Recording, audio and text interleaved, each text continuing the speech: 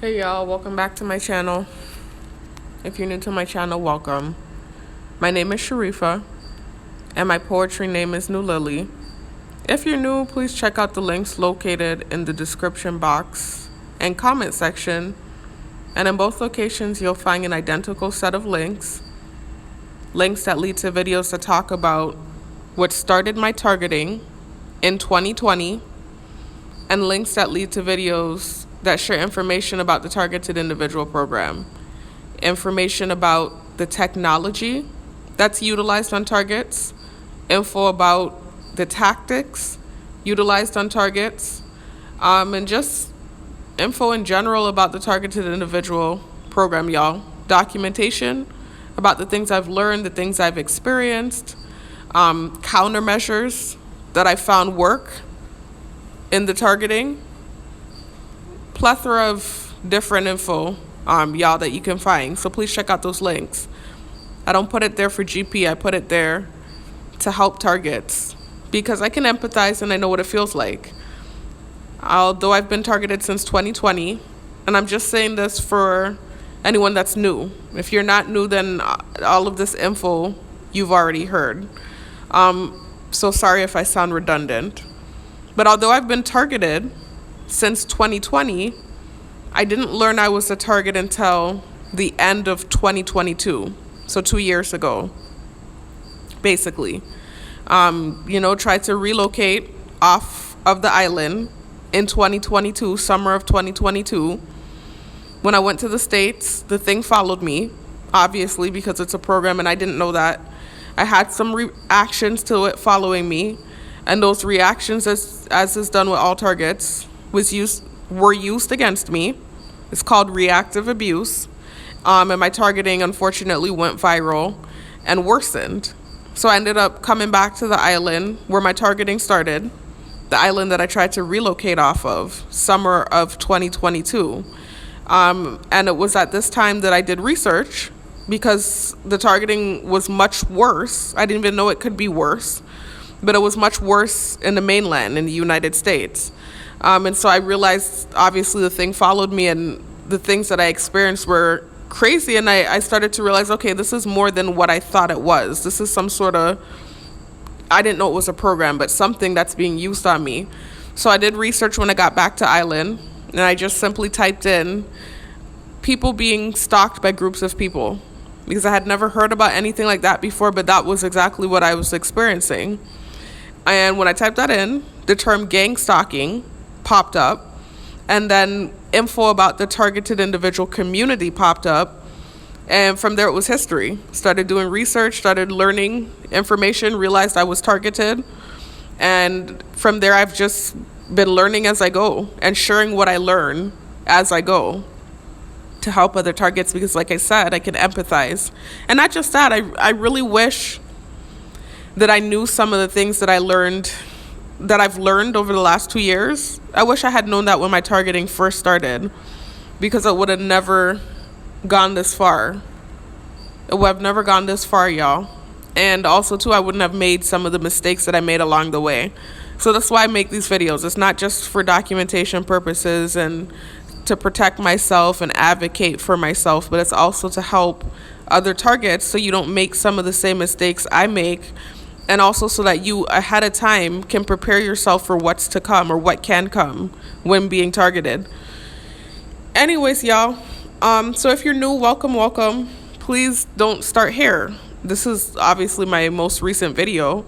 I don't want to say obviously, because maybe you typed in targeted individual in the search, or maybe you typed in gang stalking or something like that and my video popped up and you haven't been to my channel yet. I'm letting you know now, this is at the moment my most recent video as of today, and you will be kind of lost if you start here, because I do oftentimes in these newer videos reference things I've talked about in the past. Also, if you haven't heard my story, you'll definitely be confused. So please check out my story, learn about, my situation, and then also check out some of my videos. You don't have to watch all of them. For the most part, all, if not most of my videos are informational. So I don't just document what's going on with me. I'm also constantly in these videos sharing info for targets So please check out my videos, y'all, if you have the time. Definitely check out my story, and then you can eventually work your way up to this video. And if you're not new, then welcome back, y'all. This is just another video. More documentation of reactive abuse. And actually just kind of covering a topic I've talked about in recent videos. Not just the last video. Well, actually the last video was a poem, y'all. I haven't written one in a long time because of my targeting and, some of the things that come along with me writing poetry. If you've been following, you know what I'm talking about. But they did successfully deter me from writing poetry. It's something I've done my whole life.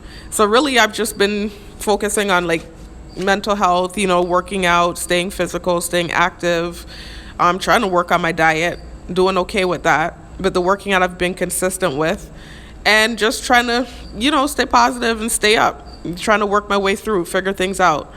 But I wrote a poem the other day, like yesterday or day before yesterday, and only because they sent me with the shadow networking software. See, I'm already mentioning things I've talked about in prior videos, and if you're new, that's jargon. You won't be familiar with what that is. That's something specific to this community, and not even everyone in this community is familiar with what that is. Only people that have been on my channel or came across the info on their own will know what I'm talking about. So this is why I say don't start here if you're new to my channel. Anyway, that's one of the video links in the description box and comment section. Videos about the shadow networking software that they use on targets to hack all of your technological devices and manipulate things.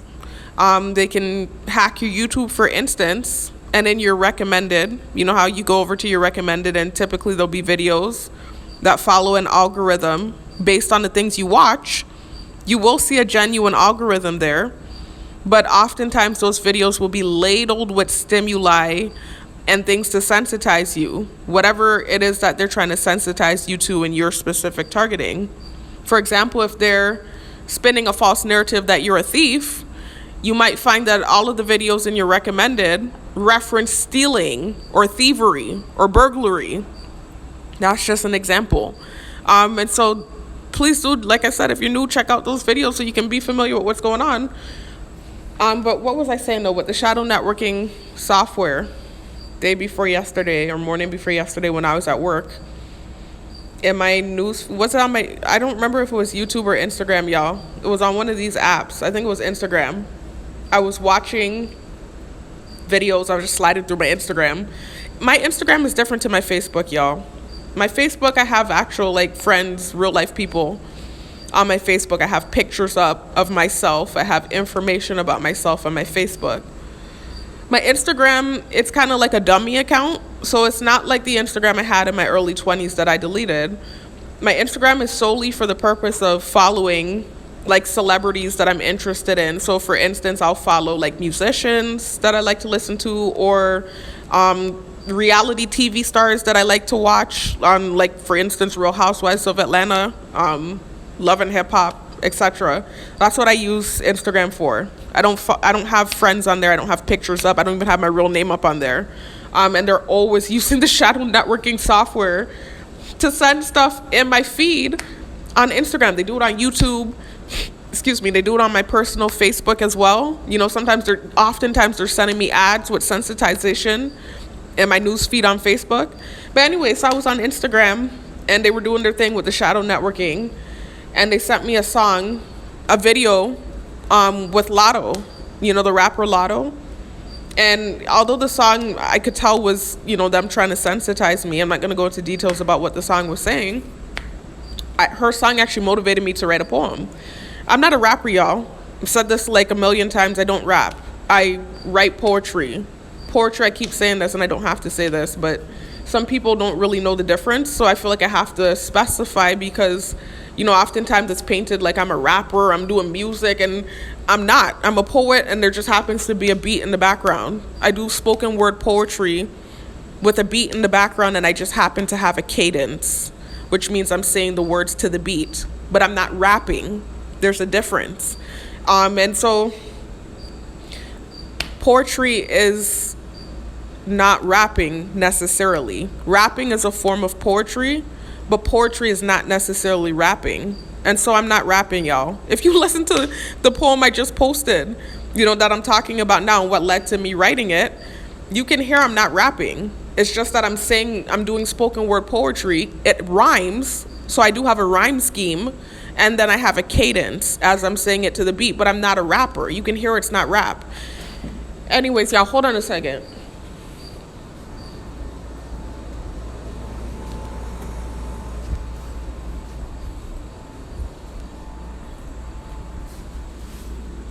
Anyway, y'all, so on Instagram, they sent me a song for Lotto, and they were trying to sensitize me. They do this often, and then oftentimes I'll end up liking the song, even with the sensitization in it, and I'll put it on my playlist, oftentimes that happens, or what will happen is and this is rare, because you all know if you've been following my story, they have successfully deterred me, like I said, from really writing poetry. I've even deleted BandLab off of my phone. But rarely what happened the other morning will happen where something they send me will actually motivate me to write. And that's what happened with the Lotto thing. I was like, wait a minute. They're trying to sensitize me with this song, but I actually really like her flow. So I didn't put the song on my playlist this time. But I was like, she's a good writer. If she wrote this, she's actually a good writer, a good lyricist. And her flow is really good. I like this. I was like, I want to write something. I'm like, I haven't wrote something in a long time. And so I just went into YouTube, literally just typed in one of those channels that make free beats that I used to write my poetry to. And the first thing that popped up, I took it. And literally, they saw me do this. The first thing that popped up when I typed in, I decided to go with this guy named Urban Nerd Beats. A lot of his beats resonate, and I don't know, it just goes good with my poetry. I think it's the style of his beats. Like, it has this kind of, the word that was used to me, and I completely disagree, and this is where I talk about this false perception and this warped perception of me and who I am and the things I say and the things I do. I was told in the past that some of his beats sound ominous. This is what I was told in the past, and really what it is it's psychedelic.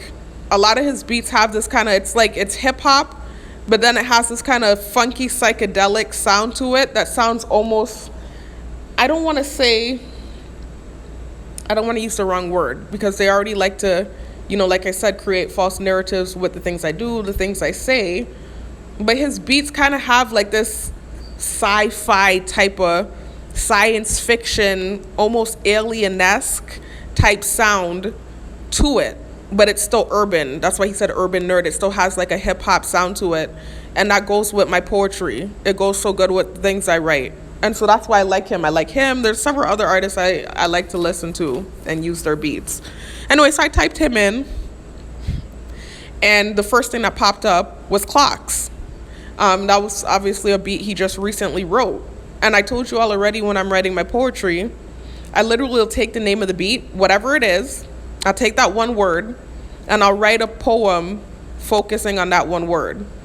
And I already showed you all in one of my videos, I don't remember which one it was, when I was trying to explain the writing process when it comes to writing poetry and how I do what I do. I shared a video from Harry Mack, who's like one of the top freestylers in the world. And he was teaching people how to freestyle. And the man was literally doing the same thing that I do. And I was like, okay, he's a true freestyler. He knows how to do this. And it's the same thing as when you're writing poetry. It's similar, where if you take one word and you focus on that one word, you don't have so much stuff to grab from. You can take that one word and make it apply to you and your life and your situation and write a poem based on that one word. And it's similar to writing a paper. I'm not trying to sit here and go into details too much, y'all, but they, of course, started sending me stupid shit as soon as I wrote that poem. You know how they do, like, they've already deterred me, like I said, from writing the poetry. And even though I know it's dumb shit, I don't really deal with it like that as much anymore. But it's the same thing as writing a paper. I've said this before. Like, when you have a paper and you have your thesis statement, the thesis statement basically contains what the whole paper is going to be about. So that's that last sentence in the first paragraph of your paper. And in that one sentence, you're basically writing what you're going to write your paper on. So that one sentence will contain what your whole paper is going to be about. And that's like the compass to your paper. And it's the same thing when writing a poem. You take whatever title, this is how I do it at least. And specifically with freestyling, if you're freestyling, it's the same thing. You take that one word and you base that poem on that one word and you build off of it. Anyway, so I took the word clocks and I wrote a poem about it. And it wasn't too hard because, they're always sensitizing me to time and clocks and, throwing things at me like the clock is ticking or my time is running out or, all this heinous, horrible, stupid, dumb stuff. And so I just wrote a poem about it. And really and truly, all of this is time. I feel like I'm losing time as we speak because I'm not getting any younger. I'm 32. If the most I experience in my life, I'll be 33 in December. That's in a few months. I'm female too. Like there's this thing with, in society where women, I feel like, are ridiculed more for age than men are. We have like this time stamp on us in a way. And so we start to, what they claim at least, I don't subscribe to it, but we start to lose value as we get older. And they're constantly, too, spitefully sending with the shadow networking things about age. And, the other day they were sending something about people in their 30s being old heads. Since when? You don't call somebody in their 30s an old head. Growing up, the old heads were always like in the late 50s and up.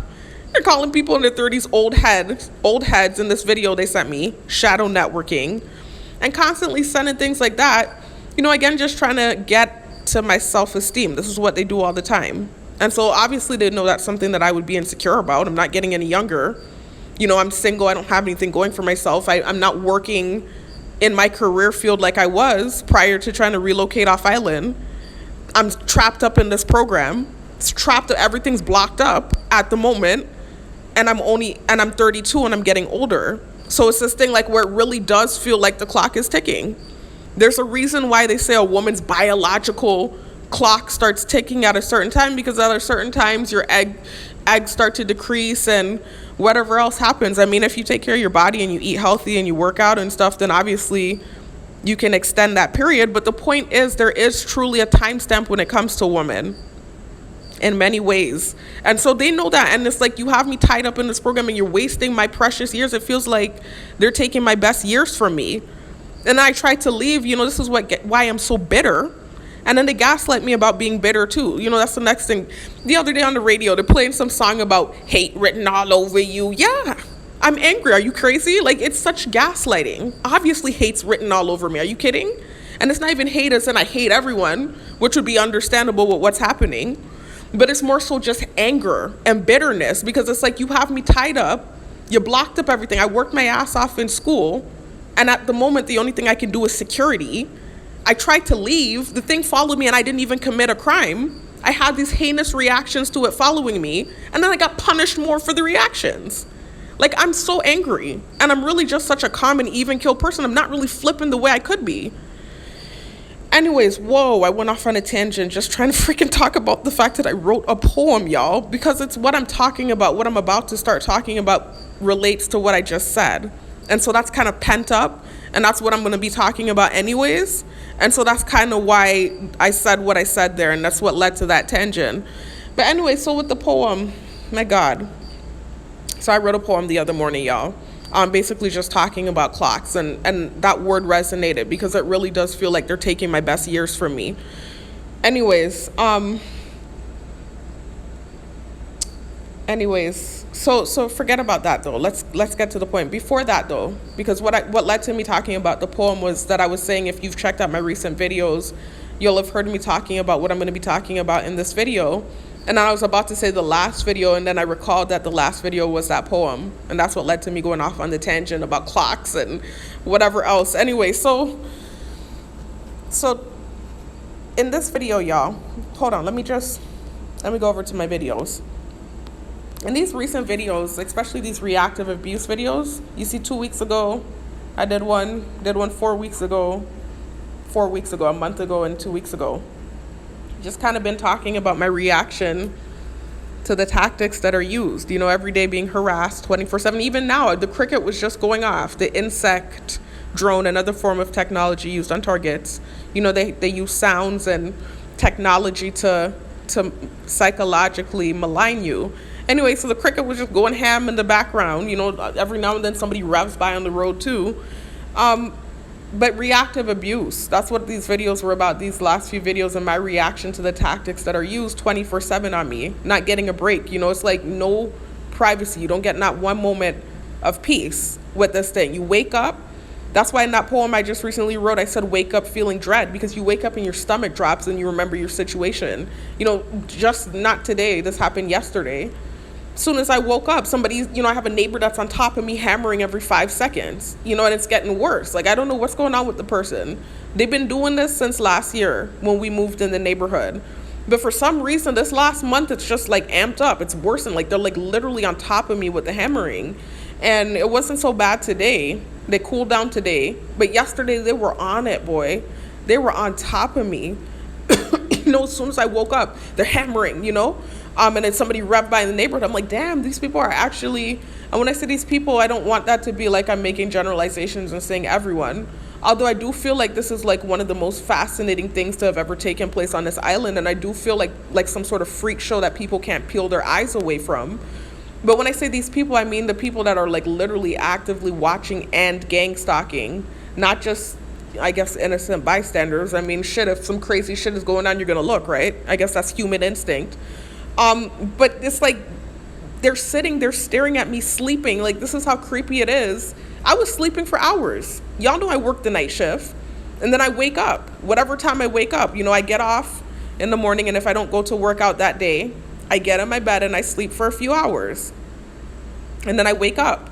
They are literally staring at me sleep for however long I'm sleeping, to the point where they know exactly the moment I wake up and they make noise campaign. Like, it's strange. It's such a strange, weird program. And it's like, because so many people are doing it, it's like normalized. That's why I keep saying it feels like zombie land. Like, it's so strange. Anyway, so just reactive abuse, y'all. That's what this video is about. I'm going off on a tangent, not really. It's all relative, but I don't want this video to be too long. So this is, again, another reactive abuse documentation video, y'all. It's just, it keeps on going, because I'm constantly, like, you're being harassed and things are happening and you're constantly having reactions, and I don't constantly document, but this one I do want to document because it pertains to something I've been sensitized to. Basically, you could say since I've gotten back on island up until now. This relationship that I have with this person in my close circle that they weaponized against me because of something I said in transparency in my full story.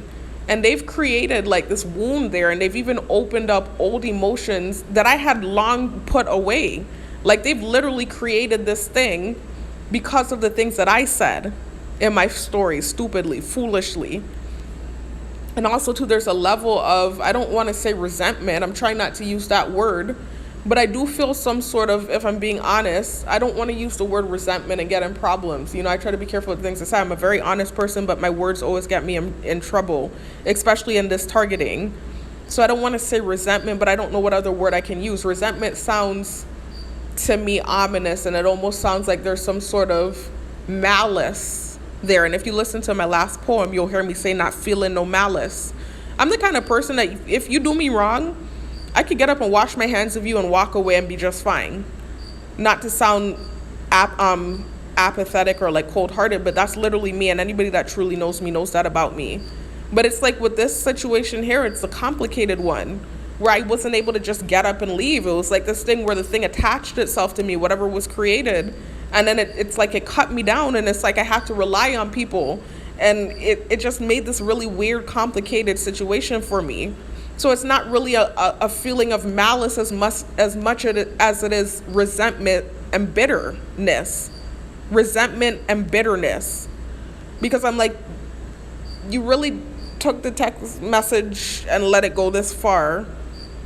And then I shared some of the stuff I shared in my car, and you hopped on with everyone else and threw me under the bus in a way is kind of what it feels like. Like, they're really pushing this prejudice narrative when they know full well. Anyway, there's certain things I just won't say. There's certain things I'm not going to say, right? Because I don't want to create problems. But it was just crazy to me the way the thing went down. I couldn't believe it. And still can't believe it. So there's a level of resentment there without malice. I almost want to see if I can find a synonym for that word. bitterness. Let's use that word better. Even that sounds malicious, but I'm not a malicious person. I'm not feeling malice towards them. It's more so just like betrayal and bitterness. Anyway, so there is that feeling there, and then constantly too, I'm having these people in my close circle sensitizing me to my reaction to what took place when and kind of throwing me under the bus in a way. And so it's just like, that certain things are impeded because of these reactions I had, and then you're gonna keep opening the wound and sending stuff to like create stuff. It's like I was already feeling some kind of way and I didn't say anything. Not even some kind of way as in, like I said, malice. It was more so like this person actually had just the day before sent me something in my inbox about racism, right? So that annoyance was there, but I kind of just brushed it off. Whenever they send me the stupidness, the videos with the sensitization, because I do have people in my close circle that do this, they'll send me videos. I just had an aunt yesterday send a group text, and it's from red.x.com with the big X. And remember, that's something they sensitized me to, the X. Trying to say like you're canceled or X'd off, like I'm a celebrity. I'm not a celebrity, so you can't cancel me. But that's what they're doing with the targeting. They're literally canceling humans and playing God. It's not even a situation where like you're a celebrity and they're using the cancel culture that they're using in this generation, where they decide not to buy your music and kind of boycott you as an artist. That would have been one thing, because if that happens, oh well, take your loss, take your money, go somewhere and live your life and start over. With this targeting, it's so much more worse than that, because not only are they just trying to cancel you as like, let's say, this public figure, they're trying to cancel you out of life as if they're God. They're literally doing illegal things to hold you down and stop you from thriving, you could say, blocking up everything, following you, stalking you, watching you illegally. You're in the bathroom butt naked and they're watching you. You're sitting on the toilet and they see your private parts. Like, it's that invasive. Anyway, and I was just playing that video the other day where the tight stimuli came from, because they kept throwing it at me recently. Like, they've been throwing it at me. For 10 months, they've been programming me to the word tight, right? And trying to spin this narrative with that word and attach it to that spiteful, false narrative that they created from the text message. So I felt like I had to give them a reminder of where the word came from. And I would play the video that I created 10 months ago when they first started using it on me, talking about how that thing was created. And it's very invasive and it's very disturbing. And part of why I have so much trauma and PTSD, there's so many things, y'all, that have happened to me in these last 4 years that I didn't deserve. I was sitting on the toilet in the old neighborhood, and understand too, this ties into some of the things I talked about in my story where they were gaslighting me about that situation. I'm not even gonna bring that up. I learned my lesson. But this all ties into the trauma and why I talked about certain things in my story. But in the old neighborhood, when I was sitting on the toilet and I was taking a shit, not to use that word because they've sensitized me to that word too, but I was taking a shit on the toilet, they started doing noise campaigns every time. And this is a TMI, but I just want you to understand where the tight word came from. Not to bring that into this because it has nothing to do with this story, but it's a relative tangent, because recently they were sensitizing me. They've been sensitizing me to that word, but they were throwing it at me like crazy this last month to the point where I had to play that video for them to hear that I created 10 months ago about how the thing was created in the first place. So anyway, in the old neighborhood, I was sitting on the toilet taking a shit.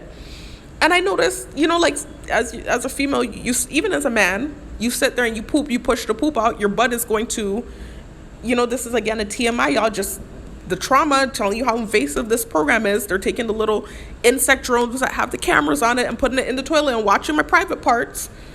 I'm pushing the poop out. And I noticed after I pushed the poop out, I kind of clamped my private part up. Excuse me, I know this is a TMI. I'm just trying to tell y'all where the tight came from, right? I clamped it up, and as I did that, I heard a rev in the neighborhood. So I was like, wait a minute. I said, are they watching my private parts? So then I started to get, really awkward and uncomfortable. And I noticed every time it would happen, because then I started to really clamp myself up. I started to really feel uncomfortable after they did it that first time. After I pushed the first piece of poop out, and then I clamped myself up, and it's just a normal, natural reflex that happens with females. When you're pooping, and then you clamp up, that happens sometimes. That whole area is active when you're taking a shit. So I did the first clamp up, and I heard the rev by. after I had just pooped my first piece of poop and I clamped myself up. I said, wait a minute.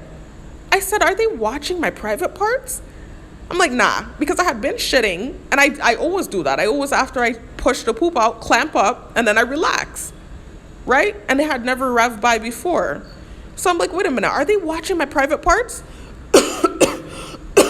So once I realized that was happening, I started to really clamp myself up because I started to feel really uncomfortable, and they were revving by every minute like crazy. And I was like, wait a minute, they're watching my private parts. I said, what the fuck?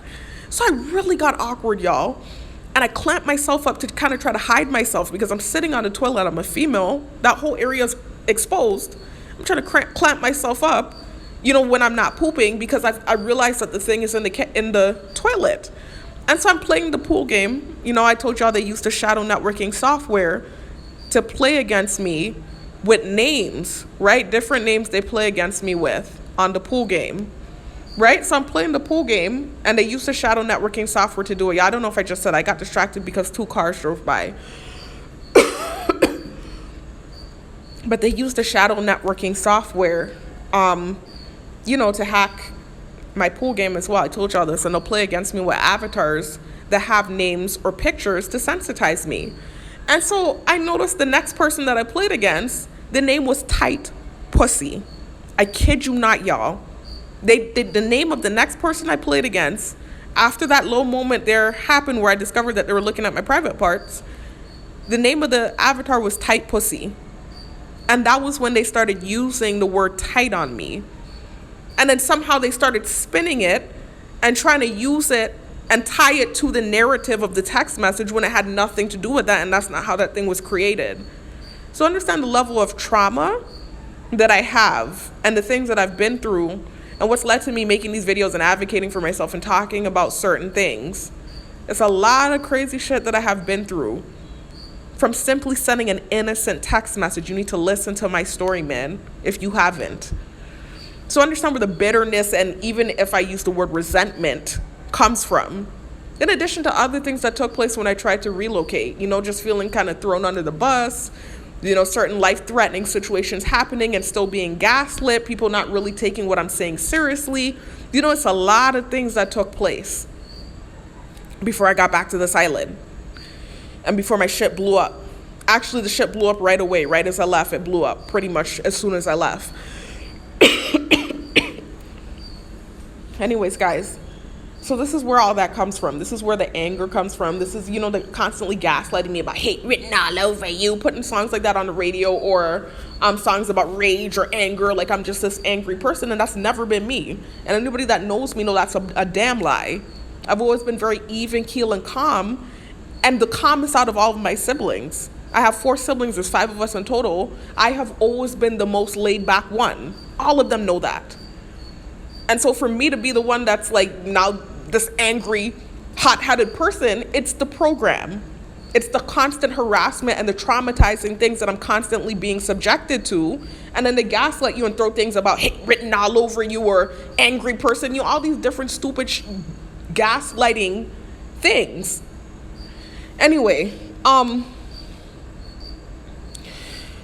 so back to what I was saying though, y'all. So in these recent videos, that's just basically what I've been talking about, is reactive abuse, and that's for the last few months kind of what the videos I've been making. And this video today is another one of those type of videos. I'm not going to title it Part 4, Reactive Abuse Documentation.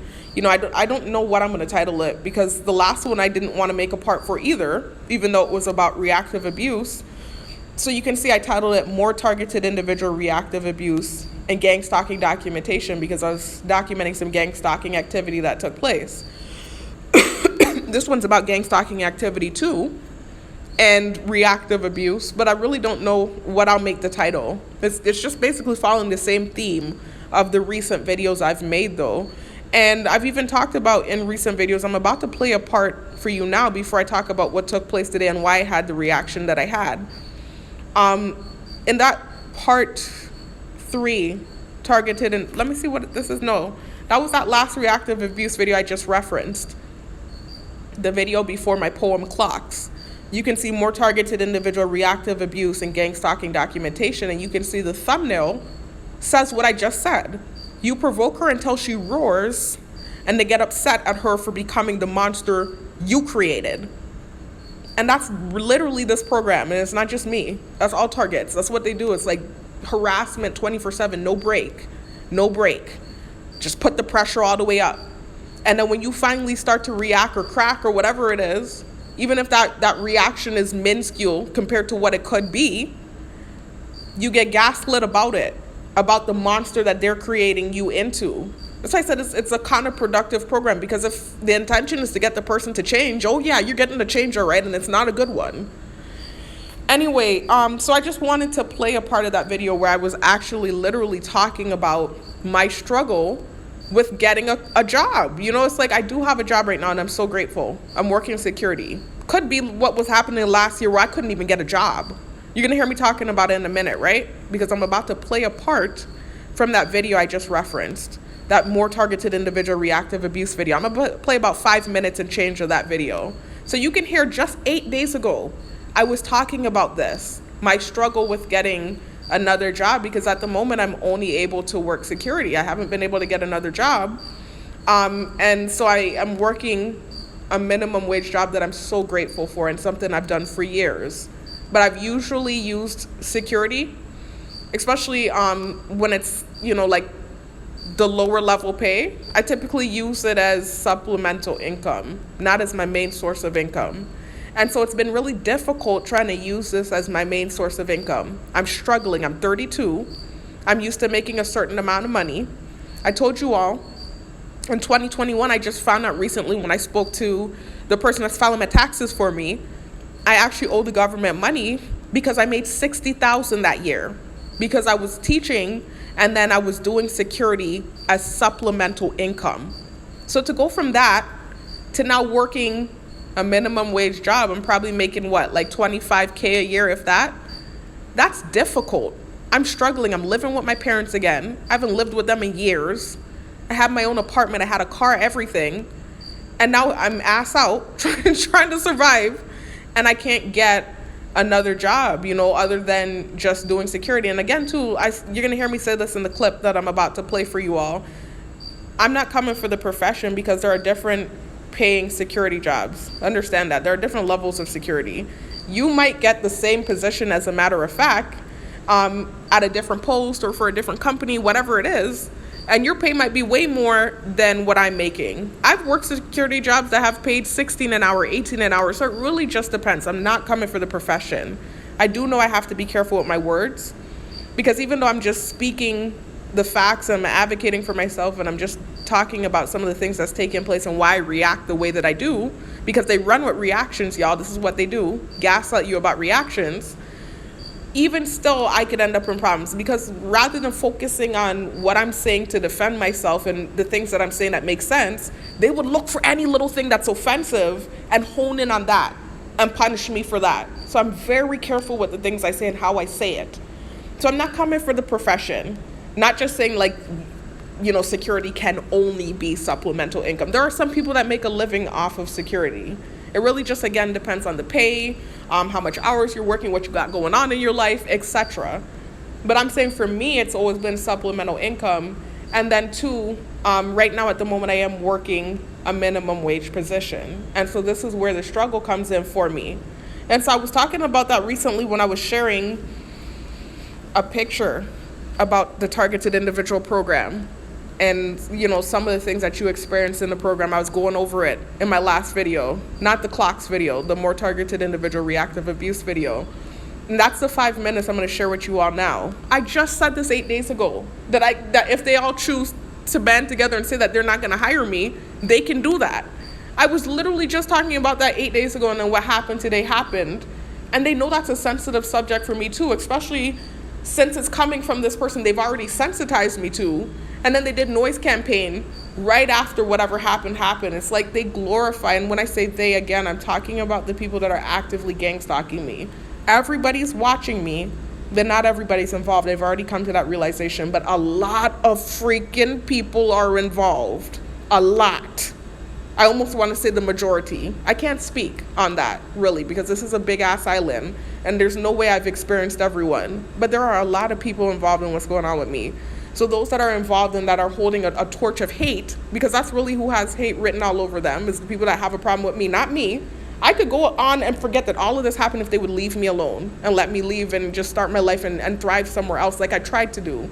At this point now, I don't have the money to do it. I can't even get another job to say I would save up to leave. If I did try to leave, I feel like they would follow me for no reason. You know what I mean? But it's just like, ugh. You know, it's like, I feel like you have the hate written all over you. The things you're doing to me for what? And why are you angry? Why are you so angry? And then you're gaslighting me about being angry for the things you're doing to me. But you're angry for what? Why are you angry? Anyway, some of them are sitting there hoping for bad for me. I keep saying this. And when bad is happening, they can't even hold it back. Like, they immediately are making so much noises. Like the other day, I'm sick, y'all. Right now, I'm still sick. I actually, I got sick last Friday when I went to the gym last Friday. I came into contact with something. And instantly, I started getting a sore throat. But because I'm into holistic health and stuff, and I know about different things you can take to heal yourself, I went and I purchased some oregano oil. Y'all look into that. I'm not going to go into the details about it right now, but it's like one of those super essential oils type of things, y'all. Oregano in general is like one of those super foods, super herbs. And the Bible talks about that too. I'm not going to go into the details about it, y'all, but there is a verse in there that talks about the herb yielding seed.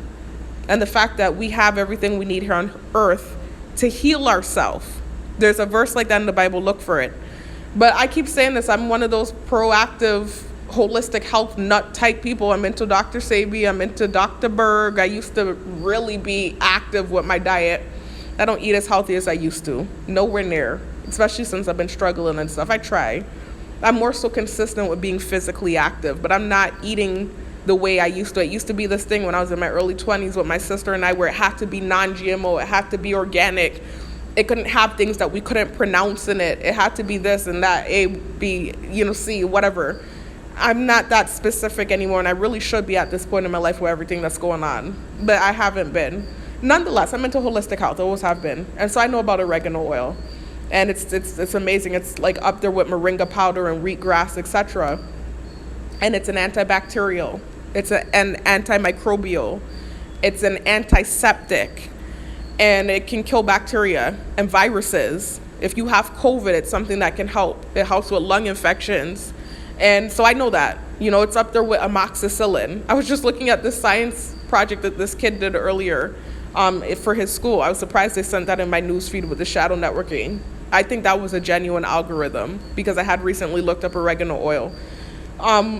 But anyways, he was talking about the science experiment he did with amoxicillin and oregano oil, and he was putting it on the bacteria, and they were realizing that the oregano oil was killing more virus than the amoxicillin was.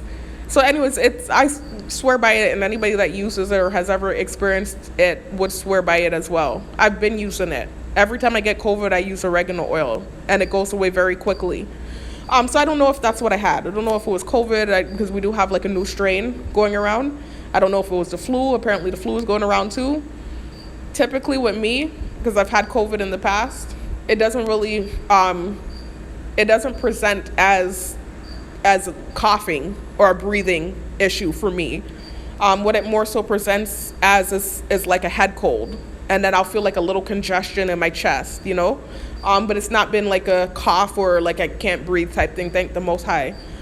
So I don't know what it was. It did feel similar to when I had COVID in the past. I don't know if I had the flu. I don't know if it's COVID. I don't know what it was or is, because I still have it, but it's basically gone now.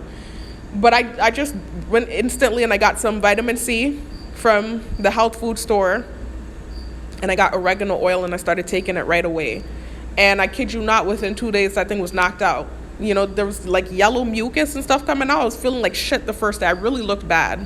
I was looking bad. Of course, with the noise campaigns and stuff, they were celebrating my illness. I even had some gang stalking activity take place when I went to pick up the oregano oil. I'm not going to go into the details about it. I'm not going to give that thing attention because the person that did it was young. And so I'm not really going to, it doesn't matter. I'll leave it to the Most High. Whatever the case is,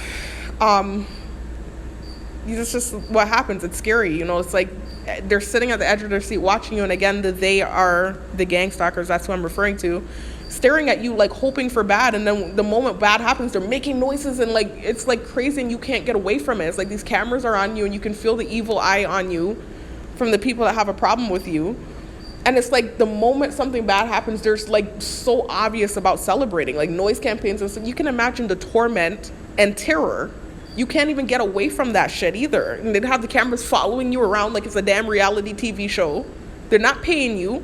At least give the person a good job. If you freaking like getting entertainment from their life, at least give them a good job, man, while you do what you do. So they're getting some sort of compensation. Anyway, so tangent again, y'all. Oh my God, this is probably an hour and change. This is how it always happens. Because honestly, again, I keep saying this. It's 20, and I don't have to. If you're targeted, you can empathize. It's 24/7 harassment. So if I go even a few days without making a video, like the last time I made a video with content, as you can see, was 8 days ago. This is the video I'm referencing, right? So much has taken place within those 8 days that I could sit here and talk for hours and hours and hours and hours and hours. But I'm trying not to do that. I'm just trying to document what took place today because, again, you get gaslit for your reactions and they would run with that and create something from it when really, again, it's just a reaction to sensitization and gaslighting. Anyways, y'all, all this talking is making my throat scratchy. As I said, I am still sick. The snot's running clear now. I feel so much better, but I am still sick. Anyway, so this talking is making my throat a little scratchy. Let me try to hurry up with this, y'all. Anyway, so it's just this constant celebration when something bad's happening with you, right? So I got sick. What was why did I start talking about the getting sick and the oregano oil? Oh, because I wanted to talk about how they're constantly doing these noise campaigns to create stuff like what they did earlier.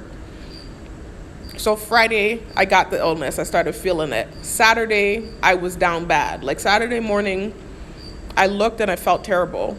It was my Sabbath. We don't buy on the Sabbath. I had to get up. I knew the Most High would understand. And I had to go to the health food store and I had to get some oregano oil and some vitamin C. And the people in my close circle were even looking at me like, damn, you look terrible. I'm like, do you need to go to the hospital? I said, no, I'm good. Because I already know this is like a battle that I can fight on my own. I've done it before. So, and I've done it for many years, even before my targeting. I know the things that I need to take to heal myself. So I said, no, I just need to get to the health food store. And my mom had COVID before too, by the way. She and I had it. We duked it out together in 2022. This was before I left Island. And I got the oregano oil for us and it knocked it out real quick. Anyway, so I went and I got that and started taking the vitamin C twice a day and taking the oregano oil. And by the next day, I was feeling much better. By the day after that, the snot was running clear. Now I basically, you could say I don't feel sick. There's just like slight congestion, not necessarily in my nose as much as it's in, I want to say like maybe the throat area if I talk too much, but I don't even feel sick. I feel much better. It's just like my throat area. If I talk too much, it's like getting like I'm straining. You could tell I'm still recovering. Anyway, so that was happening though. It's like this celebration that I was sick. It was crazy. And then I had like this thing that happened to me, not yesterday. It was the day before yesterday? I believe it was day before yesterday, because I'm still going to work. I don't miss work. I can't afford to. I'm so broke I can't afford to miss work. And I'm the kind of person that doesn't like to miss work anyways. Like that's the kind of worker I am. It was horrible, my performance, not to go into this, when I was teaching before I left Island in 2022. When we actually went into the building, when we were teaching virtually, everything was Gucci because the targeting wasn't affecting my teaching because we were teaching virtually. So for a whole year and a half, we were teaching virtually and everything was fine. This was why they gave me honor classes and I was teaching honor students because I was doing a good job. When we had to go into the building for that half a year, remember I told you I worked for 2 years, and for the last half a year, we were in the building. So the COVID restrictions had lifted to the point where we were able to go in the building and we weren't teaching virtually. My performance suffered drastically. I was missing days like crazy. That's not like me, but it was because of the targeting. Things were taking place. I was aware of the fact that I was being watched on camera. There wasn't anything that the school was doing per se. They can't really control what takes place when you're targeted. The cameras follow you wherever you go. It's just this covert, like illegal, legal program, right? And it's a government program. And so They're just following directives. The cameras had to be there. So you're aware of the fact that everyone around you is watching you. There were people revving by in the road. So rev campaign was taking place while I was teaching in my classroom. This was prior to me leaving Island, y'all. Prior to me ever making videos, just so you understand. And I was a new teacher. So even though I've been teaching for years, subbing, right? And being a paraeducator, this was my first time as an actual lead teacher. I was an English teacher. So there was a level of anxiety there, knowing that all these people are watching me, including the administrators, and I'm a new teacher. I was very nervous. I'm already a shy, awkward person to begin with, and my performance suffered drastically when we went back in the building. It was to the point where I was missing days. I didn't even care anymore. Like, I was making excuses. You know, at this time too, I had gotten in 3 back-to-back car accidents. A lot was taking place because of the targeting. And I was like, nah, man, this is now a disservice to the students. I'm not even showing up. Like, it's not to the point where I wasn't showing up at all. It wasn't that bad. You know, it wasn't to the point where I was leaving them completely without a teacher. That would never be the case. But I was missing a lot of days that I had not been missing when we were virtual, and days that I would have never missed if things were normal.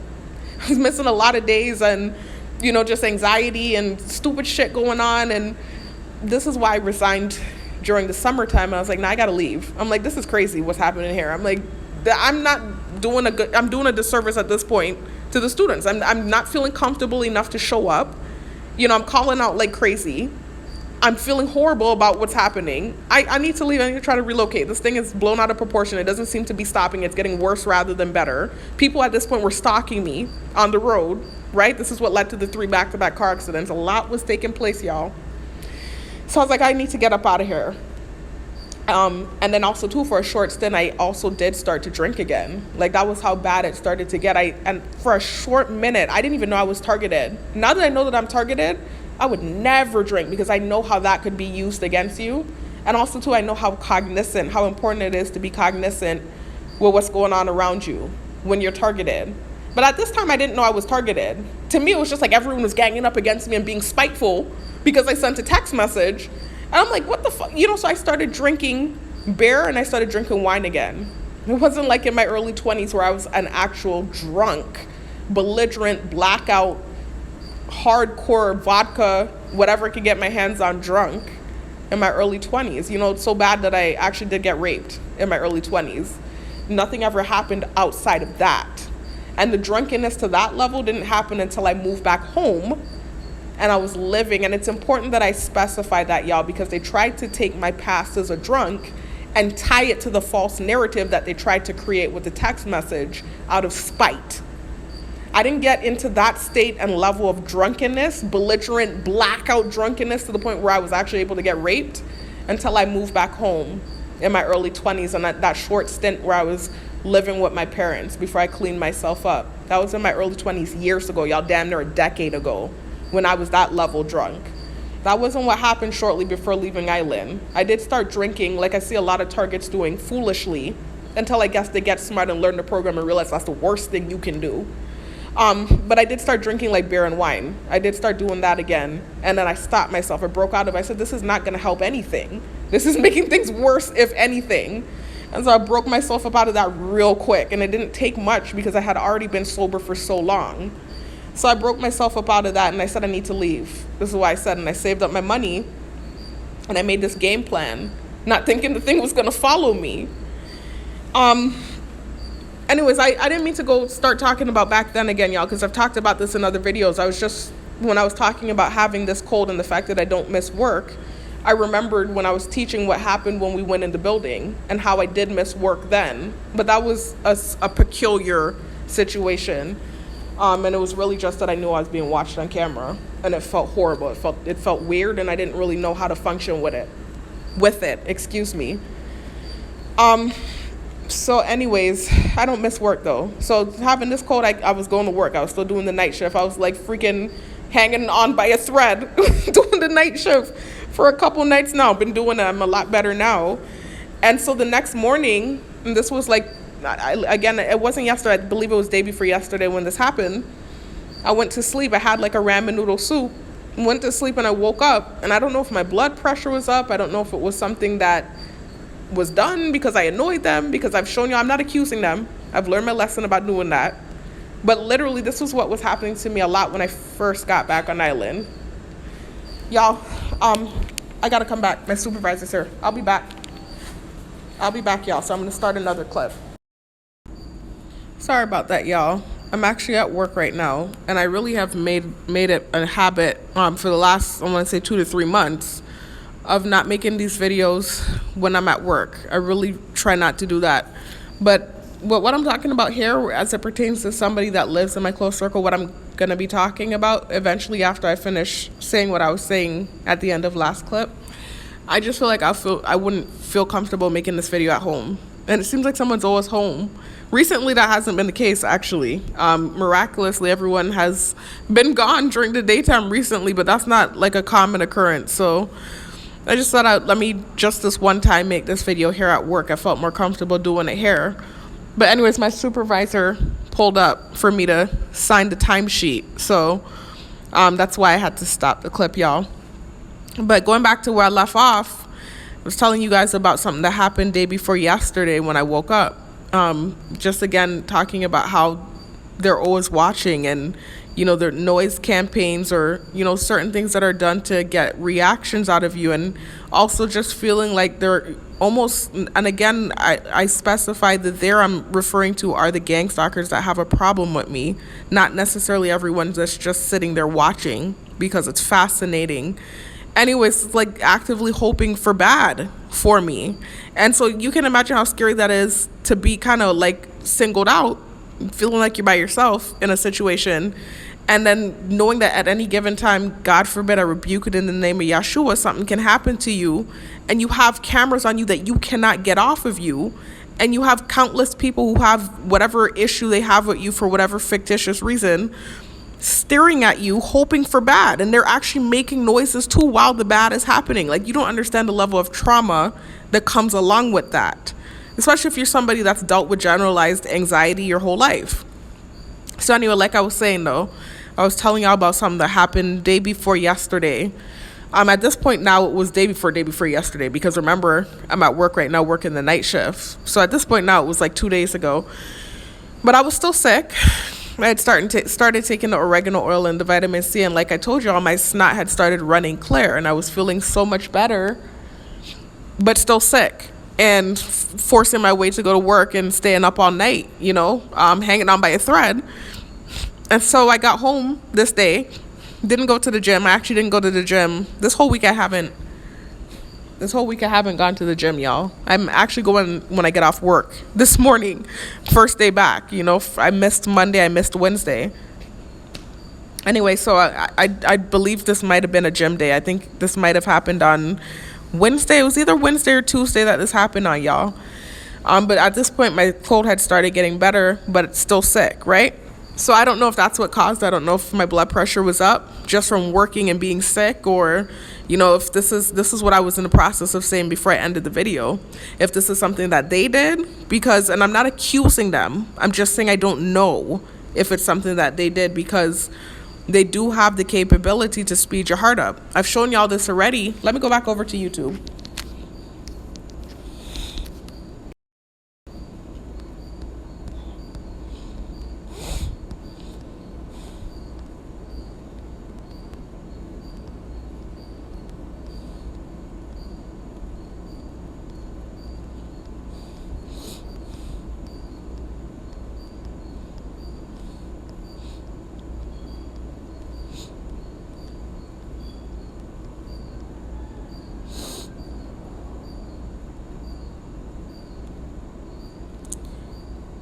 The internet's moving slow, y'all, so it's not loading up. As you can see, all of my thumbnails for these videos are gray right now. It's taking long to load. There we go. But you can see that one that's at the top that says diagram of neuromonitoring effects. I posted it a year ago at this point, 32 minutes long, and you see the thumbnail of the drawing of the female with the different captions.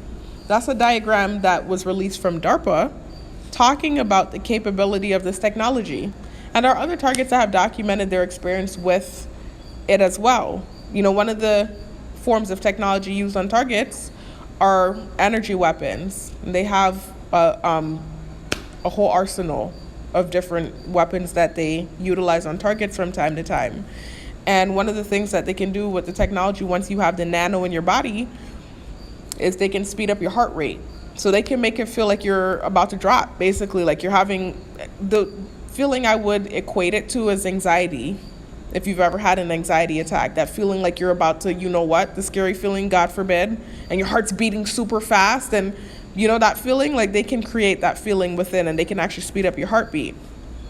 The diagram tells you that, and I've shared in several videos, information about that, and the fact that that is a capability of the technology. And I do believe, I suspect, but I'm not accusing them. I suspect because I have proven already that other things have likely taken place, right? Remember, these are things that I can't concretely prove because these are intangible forms of torture. So if they are utilizing these things on me, like I suspect, especially last year, like last year was a lot worse than this year, I can't really prove it. I can show you that the technology exists. I can prove to you I'm targeted, and I can show you my symptoms, right, and document that, but I can't concretely prove that they actually did this. And bearing false witness has played a contentious role in my targeting. So even if I strongly suspect that something might have been utilized on me, I won't ever hardcore accuse them of it. And I don't know if that was the case in this moment because, again, I was sick and I did work the night shift. I do, however, remember before falling asleep that they were annoyed with me because I was acting super excited that my snot was running out clear and that the oregano oil had kicked in so quickly. Even though I know that that's what it does, now that I'm targeted, it's a lot more exciting to have gotten over an illness than prior to my targeting. So I was just excited and I was spraying down my bed and I was like, yeah, I'm feeling good, blah, blah, blah. And I looked in the closet and the insect drone flew by in my face. And I said, why are y'all flying this in my face? Because I'm happy? I said, y'all need to say your prayers and figure out why you're feeling that way. I remember saying that before I fell asleep.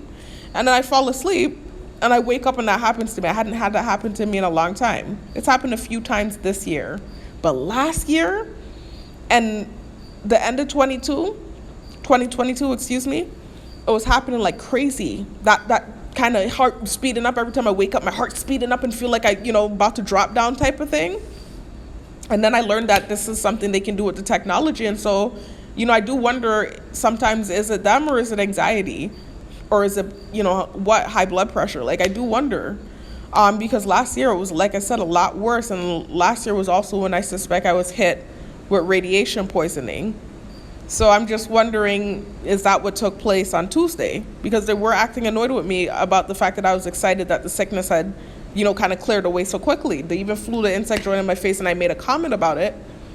Then I fell asleep and I wake up and my heart's, racing out of my chest, and it's like I had this moment, like I literally had to get up and make tea. And typically I can talk myself down, even if it is something they're doing. I know breathing techniques from having anxiety in the past. I know breathing techniques to slow down the heart rate. And also I work out and stuff too, so it's important to know breathing techniques to slow your heart down. And so I know the breathing techniques to do to slow your heart down. Usually when it's happening to me, I can make the tea and I can do the breathing technique and slow it down. I was doing the breathing technique, I was making the tea and my heart was still feeling weird. And remember, I'm sick, y'all. So even though I was feeling a lot better, still I'm sick. And so it was a different level of fear, and it also felt a lot worse. So I was freaking out, man. I was making the tea and doing the breathing technique and, trying to keep myself calm and realizing I still feel really bad. And so I went outside to put my feet in the grass because I also know about oxidating the body by putting your foot on the earth. It's literally an electromagnetic charge that takes place. It's scientifical. So it's not just some fictitious thing that I'm saying. It's real. I've experienced it, and then there's research out there to back up what I'm saying. So I put my feet anytime that happens to me on the earth when it gets bad enough. And I did that, and I was drinking the tea and saying my prayers, and I'm hearing them doing all kind of noise campaign in the neighborhood while this is happening. So understand the level of trauma where you're sitting there feeling like something's about to happen to you. You already have a passive anxiety too, so there's that there, even though I've learned how to control it. And then they're doing these noise campaigns and staring at me. Do you understand the level of trauma and what happens with this targeting, man? Anyway, so I'm putting my feet there in the grass and I'm praying, and then I'm drinking the tea and doing the breathing technique, and then it finally started to calm down. And even after it calmed down, I was still feeling funny a good while after that, man. You know, usually when it calms down, it's done. I feel good. I'm like, okay, woo. Like, even after the moment, like, I was feeling, like, funny. And I do attribute that to the cold, in addition to whatever it is took place, whatever that was, right? So it was scary, man. But that's just an example of how they're constantly staring at me and doing noise campaigns, and then oftentimes getting reactions out of me. I've learned how this thing works now, where I don't react as much, but I do have moments where I react. Like what I've talked about in these recent reactive abuse videos and what happened earlier. So anyway, so that was just an example there, you know, just showing you again, just one of the many things that's taken place over the course of just the last week, right? So anyways, today now, let's get to what this video is really about, because you can see it in the upper right hand corner, my battery is on 8%. So my battery needs to charge, y'all. And also too, this video, I don't want it to be too long. And I saw that the last clip was 55 minutes long, so I'm really trying to hurry up. I don't want this video to be any longer than an hour and a half or an hour and 40 minutes at most. I'm trying to think about something. I'm here rubbing my eye. Anyway, that's okay. No, I'm just thinking if I sanitize my hand. I'm just being so paranoid about sanitation now, y'all. Now that I know that this new strain of COVID is out and the flu and I got sick, and, you know, I don't want to go through that again. I was able to knock it out. I don't want to, you know, I'm moving extra cautious now, and I was just rubbing my eye and trying to think if I had sanitized my hand. Anyway, so today, y'all, let's talk about what actually took place today and what this whole video is about. So this person in my close circle, and this is the same family member that they've sensitized me to, that I made a lot of videos about last year, prior to the family member that they've recently been trying to create something with and make it seem like I had done something, you know, spiritual to this person, just out of spite. Again, another false narrative to malign me because of some of the things I said in my full story, like suspecting that my ex-roommate might have done witchcraft on me. I didn't accuse her, never did. I was very clear about the fact that I suspect that it could have been her. And I also pointed out 2 other girls that my sister and I had interacted with in our early 20s. Just talking about some of the weird things I've been through, y'all. And 2, again, I remind you that also I had not learned about the AI shadow networking software technology. So that's also why I thought something, you know, spiritual was at play. I'm like, this has to be witchcraft, because I know I didn't do anything. You know, now talking about what I talked about in my story when I told y'all my story, you know, when I tried to relocate in 2022 and, you know, ended up in Indiana and then back down to Florida before coming back to the island because things blew up, you know, and didn't go as planned. When I was in my car in Florida, prior to sharing those offensive things that they used to make my targeting worse, they were using the AI shadow networking software on me. I told you guys this already in multiple videos and many videos, even the recent ones I've talked about. Even the recent ones I've made, they were using the AI shadow networking software to constantly send me sensitization about predators and this and that. You know, again, what they created, the nasty false narrative from the text message out of spite. And it started turning into this real accusation when I tried to relocate. And so they were using their shadow networking software to send this theme of predator to me through every freaking technological device I was using. The radio, they were using my phone, they were using my computer, anything that was connected to the internet or connected to technology, they were using to send this theme of predator. So understand why I thought witchcraft was at play. Because I know I didn't do anything. You know, y'all have heard my story. At this time, I hadn't told my story yet, so the gang stalkers up there did not know my story. They just knew about the text I sent and whatever false narrative was spun from it. And then they're just watching me on these cameras with judgmental eyes and seeing that constantly the theme of predators being thrown at me. And I'm almost certain they didn't know about this technology either. So it would seem like it was some sort of spiritual intervention as they tried to paint it. The people running the program, how they tried to frame me because of whatever reaction I had in Indiana that they didn't like. And so understand, when I got back to Ireland, this is why I was thinking witchcraft, because I had been through so many weird things. And then they were using this technology that I didn't know about at the time, and I know I didn't do anything. I'm like, nah, man, somebody did witchcraft on me for real, man. This is weird. And that was what led to me saying what I said about the witchcraft and then just referencing people that I had encountered in my early 20s that might have done it. That was why I talked about that. And I never said my roommate's name. I never hardcore accused her. I said I suspect it could have been her or this and that person, and this is why I feel that way. And it was just all a part of me telling my story and advocating for myself because they were spinning this false narrative. It went so far as them following me when I tried to leave Island. And so, of course, I came back and I made videos about it, and then I got gaslit about it. It's crazy to me. I had to tell my story and advocate for myself. Anyway, so I've already apologized for some of the things I said, especially things like that where I didn't have concrete proof and I made insinuations, not accusations. It's in the same word family, but they are not synonymous. I made insinuations. I did not accuse. It wasn't an accusation. But nonetheless, this is what led to them pushing all these false narratives at me and kind of spinning the narrative and, creating within the last 2 years that I've been back on Island, all of these weird, heinous, false narratives that they took from the things I said. Anyway, so y'all that have been keeping up, you know what I'm talking about. So this person in my close circle from last year, they were really hardcore trying to accuse me because of what I said in my full story and transparency about my relationship with her and some of the feelings I had about that relationship in the past. They tried to create this false narrative from the things I said out of spite because of what I said about my roommate. And so anyways, last year was just like a whole year of them trying to hardcore accuse me of doing something spiritual to her. Now recently it's been a new person in my close circle and it's just clearly trolling, right? But last year it felt a lot more real. They were really hardcore trying to accuse me last year. And it was terrifying too, because then I was dealing with, like I said, what felt like energy weapon attacks and having these anxious reactions that I couldn't control because they were staring at me and sensitizing me. And I'm already an anxious person. It was terrifying, y'all. I am traumatized. I'm telling you, I'm not saying if, when I get out of this thing, I will never be the same. Never. I will never be the same. Anyway,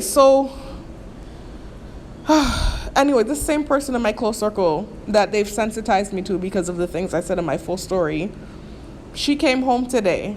Well, yesterday. Now remember I'm working the night shift, y'all. So at this point it was yesterday. But I'm going to say earlier still because technically it was earlier.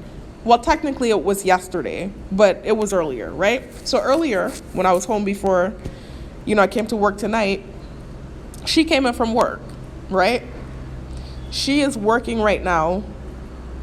She's in an internship program, basically. So she graduated. She and I went to school together, went to college together. I decided to go to my mother's alma mater to finish my schooling. My first 2 years, I got an associate degree. I told you guys about this in my full story and in several videos. I've been very real with y'all about my life story, right? My first 2 years, I went to community college. I finished up until the point where I only had one more class before graduating. That one class was a math class that I kept failing. I failed it 3 times in a row back to back. In my early 20s, I was struggling financially, right? I was living with my older sister. I had an apartment. I had a car, etc., etc. We decided to do community college, and then we would go to a regular university after that. So we were going to get through our general studies in community college, and then we were going to transfer over to an actual university. And the reason being is because we have ADD. So I've talked about this in several videos, y'all. I mean, you know the banner to my channel. Talk with Sharifa, living with Asperger's and ADD. I was actually just playing. I don't want to go into, I could talk about so many stuff, y'all, and so much stuff, and then the video will be too long. So I'm not gonna go into that right now. But I was just recently playing. I had scrolled down in my channel and I was playing this video where I was talking about ADD and how it's linked to addiction, and also too just what the mental process is when you have ADD. Because what happens when you have it, I'm not gonna go into too many details, is your brain is in sleep mode basically. So if I didn't word this correctly, you would think that I'm saying people with ADD were slow. We are, but not figuratively. Because when you hear the word slow, you're thinking of somebody that might have like some sort of And I'm saying this, I'm not trying to say this in an offensive way, but I'm just telling you what usually comes to mind when somebody hears the word slow. When someone calls a person slow, you're thinking of somebody that has some sort of mental retardation, right? Where their brain isn't, I don't know how to word this. I'm trying not to be offensive. When you hear the word slow as it pertains to somebody, you would think that they had some sort of mental incapacity, and it is a mental incapacity, but not as far as IQ goes. You might think that it has something to do with IQ and your comprehension level. That's not what's going on with ADD. With ADD, you can have a high IQ, and oftentimes people with ADD do have high IQs. I don't have a super high IQ. Mine's is slightly above average. I have a 115. The average IQ of people in America is 98. So slightly above average. And there are areas where I struggle, right? Like math, because I don't find it interesting. So anything I don't find interesting is typically where I struggle. Anyways, so what happens with people with ADD is your brain is literally in sleep mode and it's moving slow. So the processing level is slow. It's like in sleep mode, but it's not the comprehension level. It has nothing to do with IQ. Your brain is literally moving slow motion, right? Processing everything in slow motion. And so what happens is there's like some sort of wiring in the brain where there's like circuits that aren't working and aren't connecting properly in the prefrontal cortex. And so what's going on is everything is taking long to process. And so this is why you lose focus all the time. This is why you crave stimulation. Oftentimes people with ADD lack dopamine because of this prefrontal cortex disconnect. And so oftentimes we'll seek out addictive behaviors. They said actually majority of the people that have addiction issues have ADD. They also said that I think the figure was 60 to 70%. I don't want to say the wrong thing, y'all. So please go through my channel if you're interested and check out the video I put up. But 60 to 70% of people that have ADD also have addiction issues, have had some sort of addiction issue in their life, because you're constantly looking for stimulation and something to engage your brain and wake your brain up. And so that's really what it is. And so sometimes we'll self-medicate with liquor or weed or whatever it is that stimulates our brain, video games, whatever. Anyway, so that's what's going on. My sister and I, we both have it. I have it a little bit worse than her, but we both have it. And so we've always had areas in school where we struggled. All of us, actually, all of my siblings have it. We all have it. And so we have our problem areas, and then we have our areas where we excel.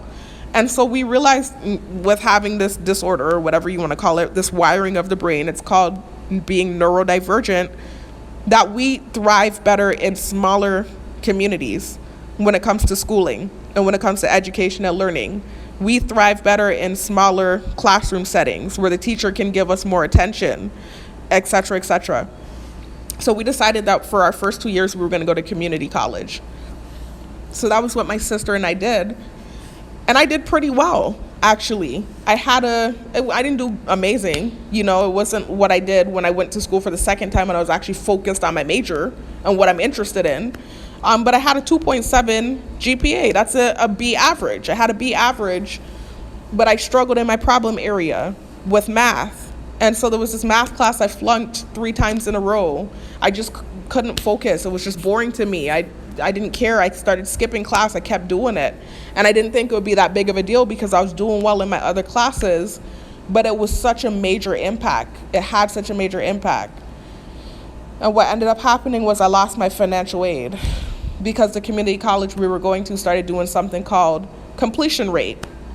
And so because I failed this math class 3 times in a row, they said despite me having a 2.7 GPA, my completion rate dropped. And so I lost my financial aid. And so I was no longer getting that refund check, first of all, which was a major help for me at that time. But then also, too, I was out of school. And I was working a minimum wage job at Walmart, and paying this big rent, because I was in an apartment, foolishly got into an apartment with my sister at 18. And I had, my car was paid for already. But then, that car got messed up and I got into a car note, with this shady car dealership that ran a scam on my sister and I. And so I had this big, huge, high car note that I was paying. I was paying this big, huge rent at 18, and working minimum wage at Walmart and no longer getting financial aid. And they told me the only way I would be able to get back into school was if I were able to pay for the math class that I had flunked out of pocket. And that would be the only way I could get my financial aid back too. So that was what led to me taking this big, huge break from school, basically, y'all. It was really unfortunate. And at the time, my mom didn't really know that she could advocate for us like that, because she did advocate for my younger siblings when it came to the same situation, kind of similar situation. She went in and she fought for them, and she also provided documentation to prove that they had ADD, and they were given exceptions because it's considered a disability. She did not know that she could use the ADD in our situation and that we would be given exception, or that we would be given accommodation, excuse me. So she did come in and try to advocate for us. You know, she did come in and try to speak to the people in financial aid, but she didn't really provide documentation to prove that we had ADD and blah, blah, blah, blah. So that's what led to the big, huge break that I took from school. You know, I was one class away from getting my associate's degree, and I sat out of school for 2 to 3 years, ended up coming back home, becoming a drunk for 2 years, and then getting myself together, cleaning myself up, working multiple jobs. Ended up getting a job with the Department of Education here on Island. I was able to pay for that math class and take it virtually, get the associate degree, and then I decided to go back to school to get my bachelor's degree. So I didn't end up going back to school until age 26 to get my bachelor's degree.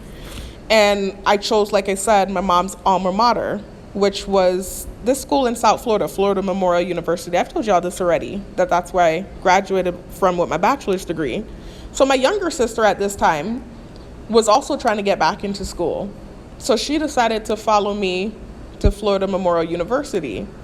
And so we both were attending this school together. You know, we stayed in a dorm together on campus. Everybody knew us as the two sisters, the nurse sisters. They knew us all over campus. They knew us. So what led to me? Oh my God, I lost my train of thought, y'all. What led to me going on? Oh my goodness. Yo, that's a prime example of ADD. I be telling y'all, like, that is a prime example. Hold on a minute. And I have to blow my nose too. Y'all know I'm sick. I just told you all. In addition to the fact that my nose is typically stuffy anyways. Give me a minute, y'all. Whoa.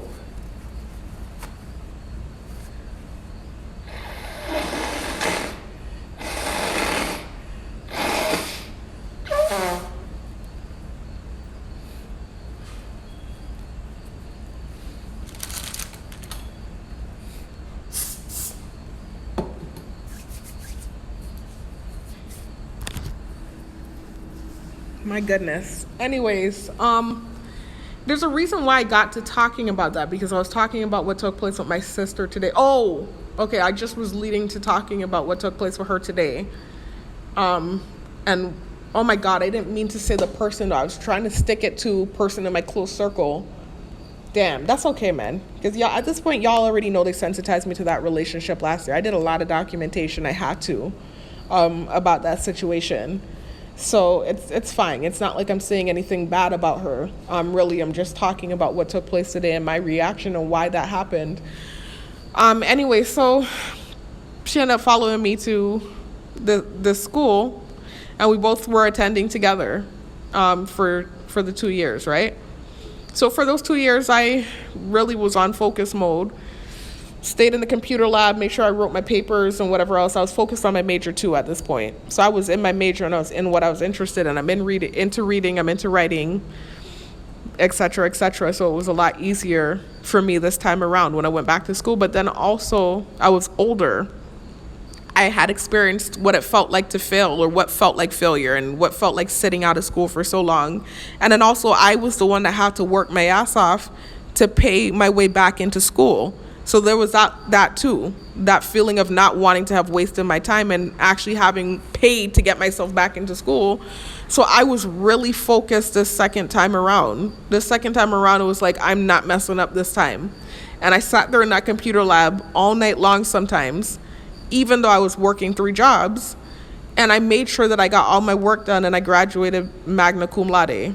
I was able to graduate on time. I graduated, well, not on time, but on time for the schedule I set for myself, and on time for when I went back. I went back and I was supposed to finish in 2 years, and I did. I finished in 2 years. So it wasn't like before where I felt this almost sense of failure that I wasn't able to finish on time. And then I sat out of school for 3 years before I was finally able to get back into school. That feeling wasn't there. I was like, okay, I went back. I was supposed to do it in 2 years. I did it. And I was proud of myself for that. So anyways, I finished and I graduated in 2020, but COVID was happening. So even though I graduated, I wasn't able to walk because COVID was happening. And so, I'm sorry, I started hearing noise in the background. Yeah, you know how it is. I was just talking to you all about this a couple of minutes ago, like prime example of what I am talking about. Anyways, so it's just weird, man. I can't stand this program, and it's like you're stuck to it like glue. It's like you can't even disattach yourself from the thing, man. It's so draining. Anyways, so I graduated in 2020, but I wasn't able to walk because of COVID. COVID had just started that year. I was like, damn, man, I worked so hard. I really wanted to walk, and I didn't get to walk. So 2 years later, in 2022, my younger sister graduated, and we both walked together. I didn't walk in 2021. COVID was still happening. 2022 is when they had an official in-person graduation again for that school. And so that just happened to be the year that my sister was graduating as well. And so we both walked together. And so that was, a cool moment. It was cool to graduate. Even though she was younger than me, it still just felt good that we both got our degree and we were both walking across that stage. That's an accomplishment that I was proud of, we were proud of, we felt good about. There was no malice, no weirdness with the relationship, no awkwardness until I became targeted. So she graduated and moved back home 2 years. Was it 2 years? Yeah. It was, I'm trying to think. Yeah, she moved back home after my targeting went viral. So remember I told you I graduated in 2020. She graduated in 2022, but we walked together in 2022. So for 2 years, she was still in school in Florida while I had graduated and I had moved home and I was teaching and I was down here living with my parents, but I was targeted. It's just that my targeting hadn't gone viral. It was spreading. It was definitely spreading. It had gotten to the point where people were following me in vehicles here on island before I tried to relocate in 2022. But it wasn't what it is now, where you had other people, hop on the hate train because of offensive things I shared in my car out of reaction. And you have more people with vendettas against me because of things that I've said out of anger in reaction to what was happening to me. So it's a whole different beast now. It's a whole different thing I'm dealing with now. Like way more people involved. Literally, I believe every freaking household on this island has access to these cameras that are on me. By the way, I want to make a correction about something I said in the last video. I was saying it's a huge island. It's not. It's a small island. I live in the Virgin Islands, St. Croix, United States Virgin Islands. It's a small island. It's not like Jamaica or Trinidad or one of those islands. It's one of the smaller islands. So it's not a huge island. But I was just trying to explain to you all that I haven't made contact with everyone on island. So there's no way that I can make that general statement that everyone is involved, and I truly don't believe so. Because I have encountered quite a few people, and I can tell that some people, although privy to what's happening to me, they choose not to get involved. And then you have the people that are actively getting involved. So anyways, I just wanted to make that correction. I just thought about that. I when I was listening back to the last clip. Another correction, when I said the old head thing, I said a old head. And I meant to say an old head, just correcting my grammar. Anyway, guys, OCD. Back to what I was saying though. So for 2 years, I was here on island living with my parents. My brothers were away for school at this point.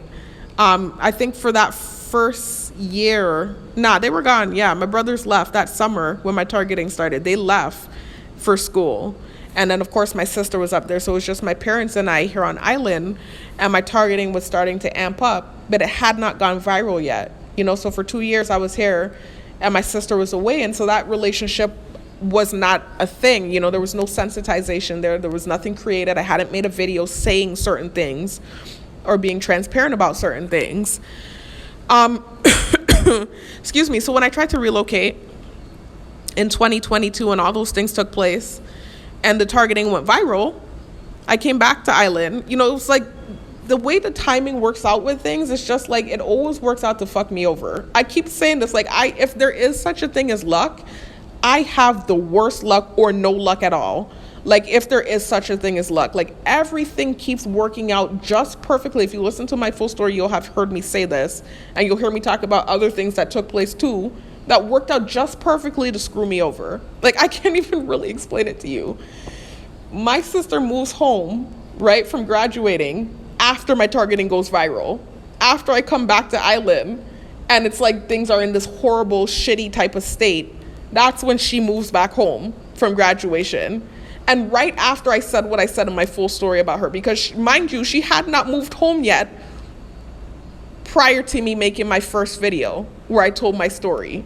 Literally after I made that video telling my whole story, including mentioning that relationship between she and I, right, and feelings from the past that had occurred, just telling my whole story and why I felt like something spiritual was at play, and kind of comparing that relationship to the relationship I had with my roommate and how it was relative, some of the things that took place.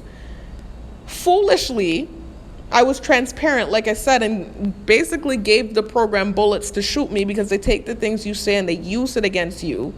It's a tactic, and I didn't realize that there are so many things I've been transparent about that came back to bite me in the ass after. I'm just like, damn, stupid, just shut your mouth, like, for certain things. Other things, I'm glad I talked about it because I needed to. I have to advocate for myself.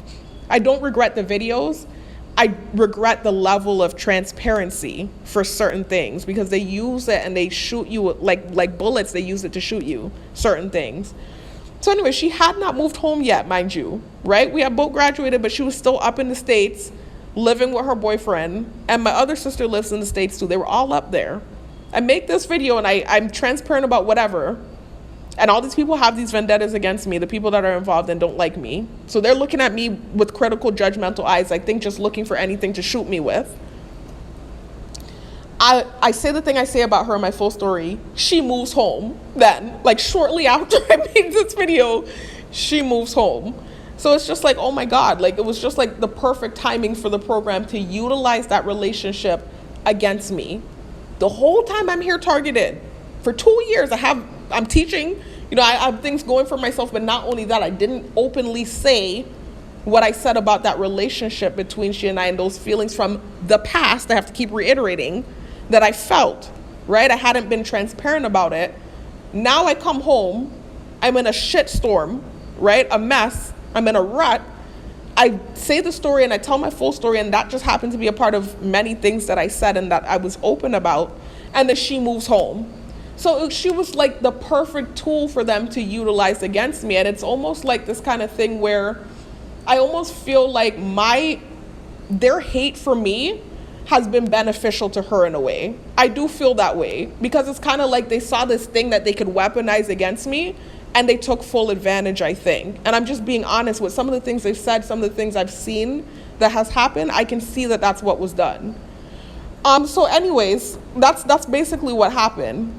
They utilized that relationship against me because of my own stupid big mouth. And so for all of last year, they were pushing this thing hardcore, this false narrative about me having done something spiritually wicked to her. As low as they went with the thing, I can't say. I almost said something that would get me in problems. I can't say too much. Because I made videos about this last year and I got in a lot of problems, right? So I can't say too much. But there are some things that she had went through, some really traumatic things. There was a traumatic thing. Not things with an S. There was a traumatic event that took place in her life. I'm not going to go into the details about it. That they literally tried to create this false narrative with about me, like I had something to do with it. I couldn't believe it. And painting this false narrative and I'm full throttle pushing through with it. There was even a time where I was in the room with her talking, I almost felt like she almost just wanted somebody to blame. I was in the room talking with her last year. This was like at the beginning of last year. in the height of the thing happening of me coming home and then, all these people against me and, them using the energy weapons on me, all this crazy shit.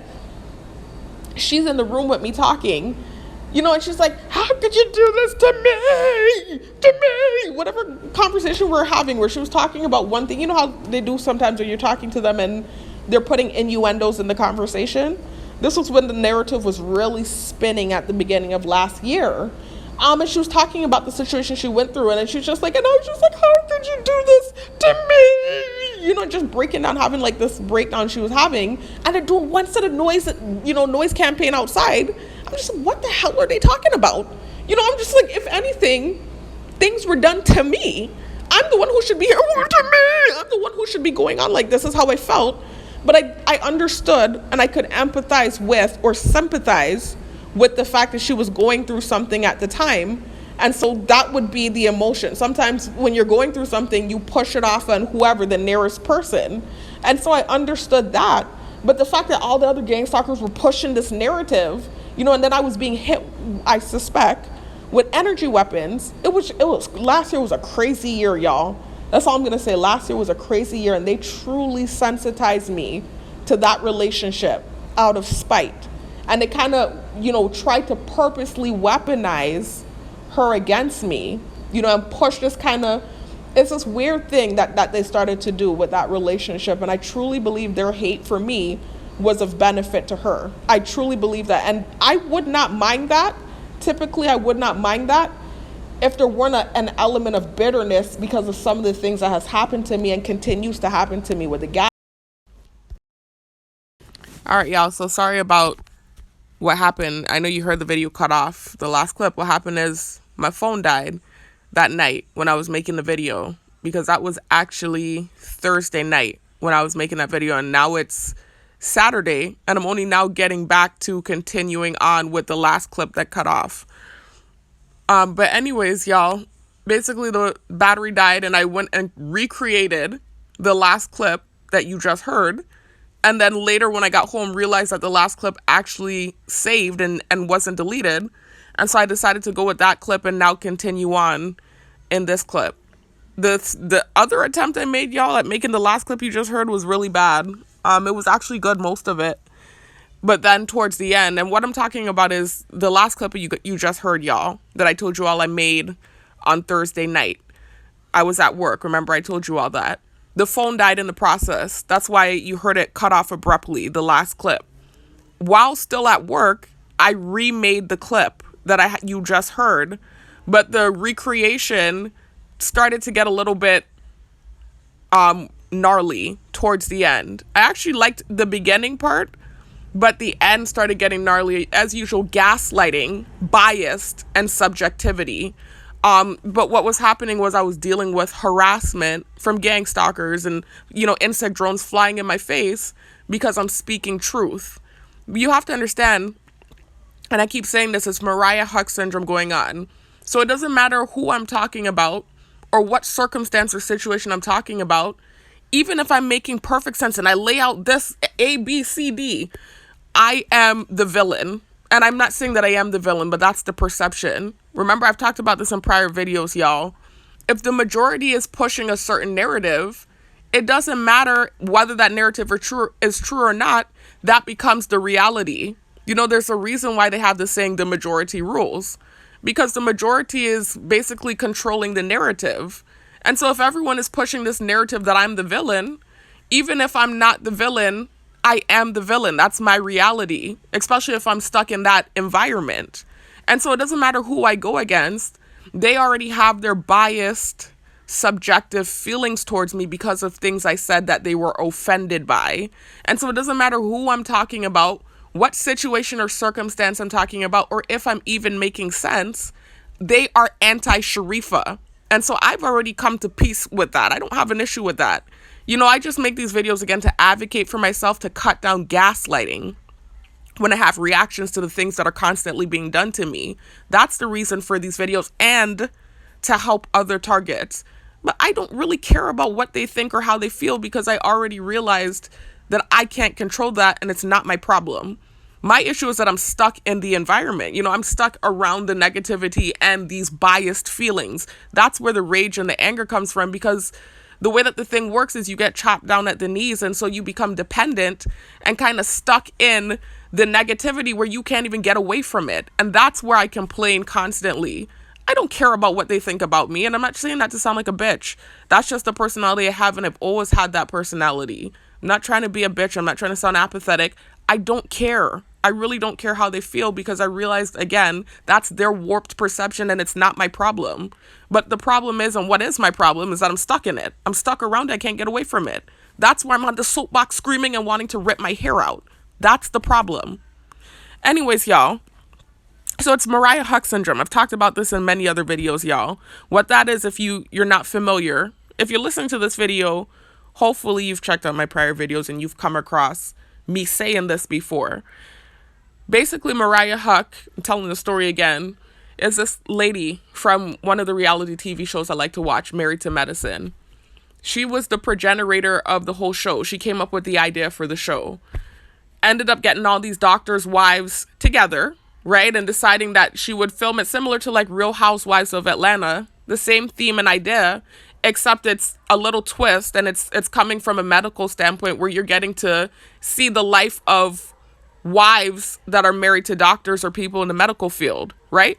So she came up with the concept. She sold it to Bravo. It was a brilliant concept. They took the pilot and created a show with it, and she became one of the wives on the show because she is married to a doctor. So all of these wives got together and they were on the show and didn't like her for whatever reason. I think they felt like she was sniffing her ass too much or whatever, because she was the one that came up with the concept for the show. And even though she was brilliant for coming up with that idea, she didn't really understand how showbiz worked, and she didn't really understand the particulars when she handed over the pilot to these people.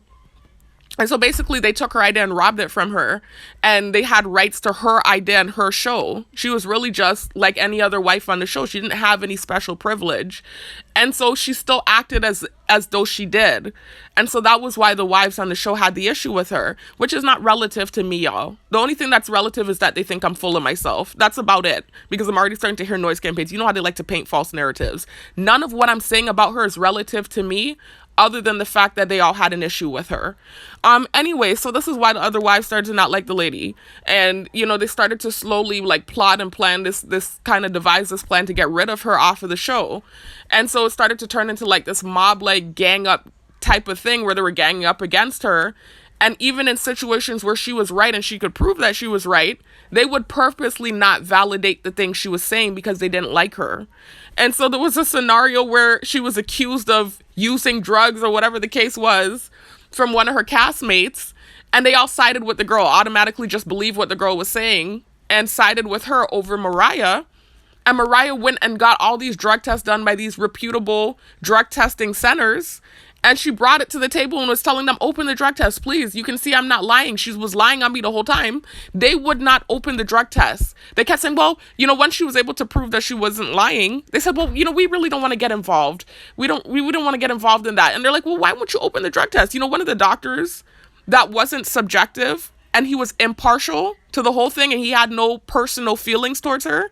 He was like, why don't y'all just open the drug test? What's going on? They're like, well, we don't really want to get involved in their personal matters all of a sudden. But before she provided the results, proving that she was telling the truth, they were all in it and putting their mouth in it and going against her.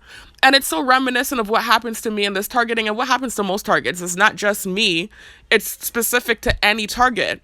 It's this mob-like mentality, and the people around all gang up against you. It's either that they're too scared to get involved, so they might see truth in what you're saying, but they're not going to get involved, and so they just stay quiet and they're a bystander, or it's the mob that's against you, and then there's you, solo dolo. That's how it works. And so it's similar. It's the same situation where, there are situations where I'm completely right and the things I'm saying actually make sense, and I know they see sense of what I'm saying too, but because it's me, it's just Mariah Huck syndrome. And so I've already come to peace with that and I don't care. Really, I just advocate for myself because they'll take some of the reactions to the things that's being done to me constantly and try to propel and paint false narratives. And that's why I do the videos. That's why I create the videos. Also, again, like I said, to help other targets. So back to where I was at the end of the last clip, because like I told y'all, I attempted to make that clip again when I thought it got deleted, and it was going good. The whole video was good, and then towards the end it started getting gnarly because I was having a reaction to what was taking place around me when I knew what I was saying made sense. And that was why it started getting gnarly. So I deleted that extra clip that I made. But I just was playing it back, and of course, as usual, gang stalking activity starts taking place around me because of the reaction I started having towards the end of the last clip. Anyway, not the last clip you just heard, but the second attempt at making that last clip you just heard, when I hadn't realized that last clip actually saved. Anyway, so let me get back into finishing the last clip, y'all, because this video is going to be about 2 hours and change, and I did not want such a long video. So I'm going to try to hurry up and wrap it up. I kind of started to skate around what this video is going to be about, and, introducing what the topic is and giving backdrop story on it. And I just want to get to the documentation of what took place and why I'm making the video. I'm going to end this clip, though, y'all, because I actually have to go use the bathroom. And I don't want this video to be too long, so I don't want to just rest the phone down and then more minutes added onto this. So it's going to be like multiple clips in this video, like 3 clips, 4 clips. But it's all going to make sense, and it will come together cohesively when I merge the videos. So I'll be back. Y'all, I'm just doing this recording for clarity. The next clip that you're going to hear is the last clip of this video. And although I would say towards the middle of the clip, things get a little bit more clear, I feel like the way that I was wording things towards the beginning, and even somewhat towards the middle of the next clip, was kind of confusing. If you watch the other clips, you'll catch on to what I'm talking about, but I feel like it just kind of started to get a little bit jumbled, the things I was saying. So for clarity, I just want you to understand in the next clip, I'm getting to the point of why I created the video in the first place. It was because I had a reaction to my sister coming home on Thursday and saying that she was offered a job, right? And so I'm just explaining what that reaction was about, because you know how they create narratives with the targeting, and specifically with that relationship, they've sensitized me to the relationship and they've created narratives because of some of the things that I said out of my own mouth in my full story. So I knew that reaction could be utilized against me, and I had to explain why I had it, because there's an element of gaslighting to the targeting, and not just specifically my targeting. They do this to all targets. But there were things done to create that reaction, reactive abuse, and they would still take that reaction and paint it as if I were just reacting, just out of sheer hate or whatever it is that they would try to create. I just know how they are. And so that was why I created this video. So that's what I'm talking about in the next clip. I'm just talking about why I created the video in the first place, getting to the point, and just giving you a little bit of backdrop story on why I had the reaction to begin with. Because I did have an adverse reaction to her announcing that she was offered a job. And it had everything to do with gang stalking, sensitization, and gaslighting. So that's what's being talked about in the next clip. And then also to something that she had done, my sister. She herself had done something that same day when she announced that she got the job. That morning, she had sent me something on Facebook that caused adverse feelings. And so all of it was like components to that reaction. It was reactive abuse. But still, I felt like I needed to make the video because I, again, know how they are, the gang stalkers, and I know how the program is, and I know how they create false narratives and they vilify and villainize the target. So anyways, that's it. I just wanted to do this clip, y'all, and clarify what's going to be talked about in the next clip, because it is a little bit confusing at first, but then things clear up eventually as you get through the clip. So talk to you all in the next one. I was trying to think about if there was anything else I wanted to say. I don't think so. And y'all, they keep trying to push this prejudice narrative, right? Because that's what this is all about, right? This whole, not all of it, but some of it, some of the sensitization or the reaction that I had, and largely why I can't get a job that I'm qualified for at the moment. It's this vigilante retribution for offensive things I said out of reaction to what was happening to me. I'm not justifying the things I've said, but it was a reaction. I was dealing with, you could almost say, temporary insanity. I had thousands and thousands of cars stalking and harassing me, and I had not committed a crime or done anything to deserve it. But anyways, it's Mariah Huck syndrome, like I told you all. So it really, the annoyance is that I couldn't even leave. It's like the thing followed me. That's the annoyance. So it's like you're already stuck in the unfair situation, and then you can't relocate to a new place and start over. That is where the rage comes from.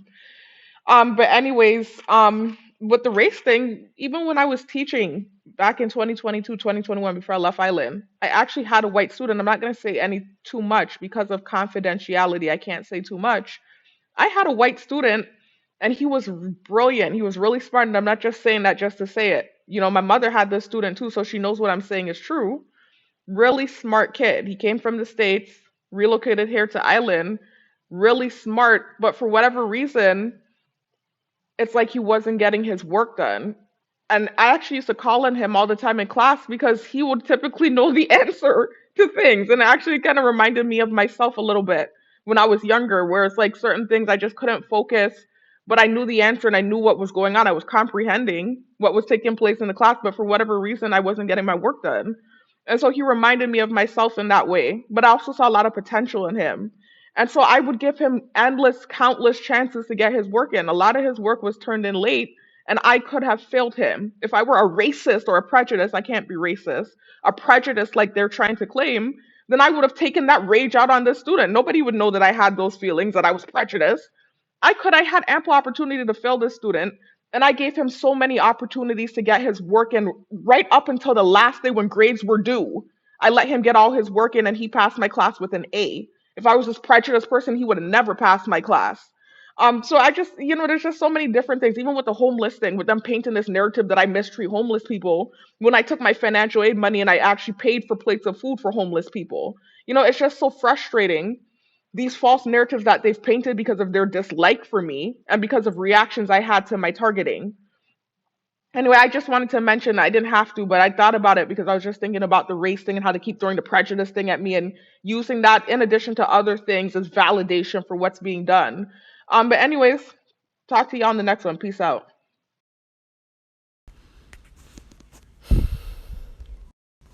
All right, y'all. So I'm continuing on with the last clip. I had to run and use the bathroom. Sorry about that.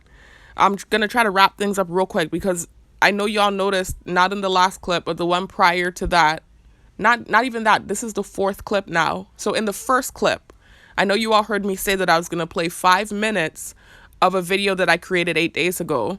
At this point now, it was 10 days ago because remember I told you all, not the last clip, the one prior to that, that I made Thursday night was on Thursday night. So when I was referencing this more targeted individual reactive abuse video that I was saying was from 8 days ago, it's now from 10 days ago, as you can see. But I am going to play 5 minutes of that video. Like I told you all, I haven't forgotten that I wanted to do that. So you can hear that just 10 days ago, I was complaining about the fact that it was so hard for me to get a job that I'm qualified for. I'm working security. That's something I've done my whole life. Not my whole life. That's an over-exaggeration. But for many years, it's always been supplemental income for me. So it's always been like a second job. And I appreciate it. I'm trying to word the things I'm saying without coming for that profession. I'm not. That's not what this is about. But I did go to school. I did work my ass off and I did get an education. And I have a resume that's full of experience and I can't get a job at the moment that I'm qualified for. And in that video just 10 days ago, I was complaining about the fact that if they all decide to gang together and say, we're not hiring that bitch, excuse my language, they can do that. And so that's what I wanted to play for you all, that 5-minute video, because I want you to understand there were levels to this. There are components to that reaction that I had because they would take that reaction and with that false narrative they were trying to smear and paint all last year, they would try to paint it like I'm some sort of hater or envious monster when it's a reaction. It's a reaction to gaslighting and it's a reaction to unfair treatment. Now, it wasn't just that it's unfair treatment from the people around where they're purposefully not hiring me, as some sort of spiteful tactic because of, I guess, the things I've said. But then in addition to that, you have the people around that have painted this false narrative about me because of the things I said in my full story about that relationship with that person in my close circle. They're literally purposely trying to smear in the things that are going on with her and I and create stuff out of it. They're purposefully doing that. Things that I wouldn't have even felt any kind of way about, they purposely make noise campaign and try to make me feel some kind of way about it. And then there's an extra element to it too, because the day before she made the announcement that caused the reaction, because they did noise campaign right after she made the announcement, the day before she had just sent me a message in my inbox about somebody that was slung into jail because of racism. So that's where the negative energy towards her came from. Because like I said, a few months prior, when the scooter and the car situation happened, where they tried to rub that in my face too and create something from it, I didn't have any negative feelings towards her. It wasn't until they tried to create a narrative from it that then I had to make a video and defend myself. I had no negative feelings towards her. This recent announcement that she made, the reason I had a negative feeling towards her was because literally the day before she had just sent me a message about someone being slung into jail because of racism. And in the neighborhood, they started making noise campaign. And they all know that I've actively been complaining about the fact that I can't get a job. And that's one of the main things that's causing contention with some of the people around. And I'm just thinking about the hypocrisy of it all, because I was just like, you all are pushing this prejudice narrative in my family, in my close circle. And there are things I could say to smear their name too and try and, and I'm just like, this is where that energy and that reaction came from. It was a lot of things piled on. It's the fact that I can't get a job, and I've been complaining about that for the last 10 days, not the last 10, what am I saying? The last 10 days, for the last 2 years since I've gotten back. And then also to the fact that they're purposely trying to weaponize that relationship against me. And that very person had just sent me something triggering the day before. And then also too, when she made the announcement, they did a bunch of noise campaign in the neighborhood because they're biased and they're subjective and they have a problem with me. And so that was what caused the reaction. And they would take that reaction and act like none of those things happened and just try to paint it like I'm an envious person. This is what they have been trying to do. And it's not even just with that, it's with everything. They keep trying to freaking sabotage everything and warp everything. The working out was a problem. It's like, it's almost hypocrisy. And then me saying this is going to make more enemies, even though what I'm saying is true. The working out is a problem. They were trying to create something with that. My poetry is a problem. They were trying to create something with that. Everything that I tried to do, they impede and they make it seem like it's a problem, and then would paint it like I'm the envious, hating person. And then if I say that, I'm a narcissist. Do you understand the level of anger and frustration and suffocation I feel in this thing? Anyway, so let me, I'm trying to figure out how I want to do this. Let me play for you guys. No, I want to show you all what was sent to me the day before, because this is what happened. Let me give you all the rundown of what took place. Actually, I have to be careful, y'all, because the things I say could get me in trouble, even though, like I said, what I'm saying is real. But I have to document, because again, like, they could have ran with that reaction I had, and I know what they do. And this is why I made this video.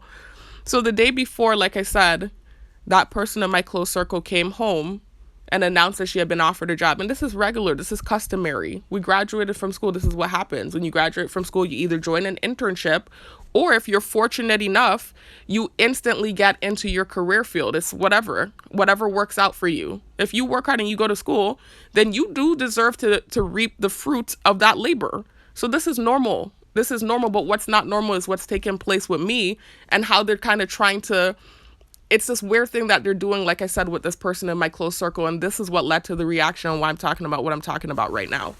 Anyway, so it's normal for her to be doing this. This is normal. We both graduated from school. She was doing an internship. She's still doing the internship. So a job offer should follow, right? So that's normal. That's not the problem. And that's not what I'm complaining about.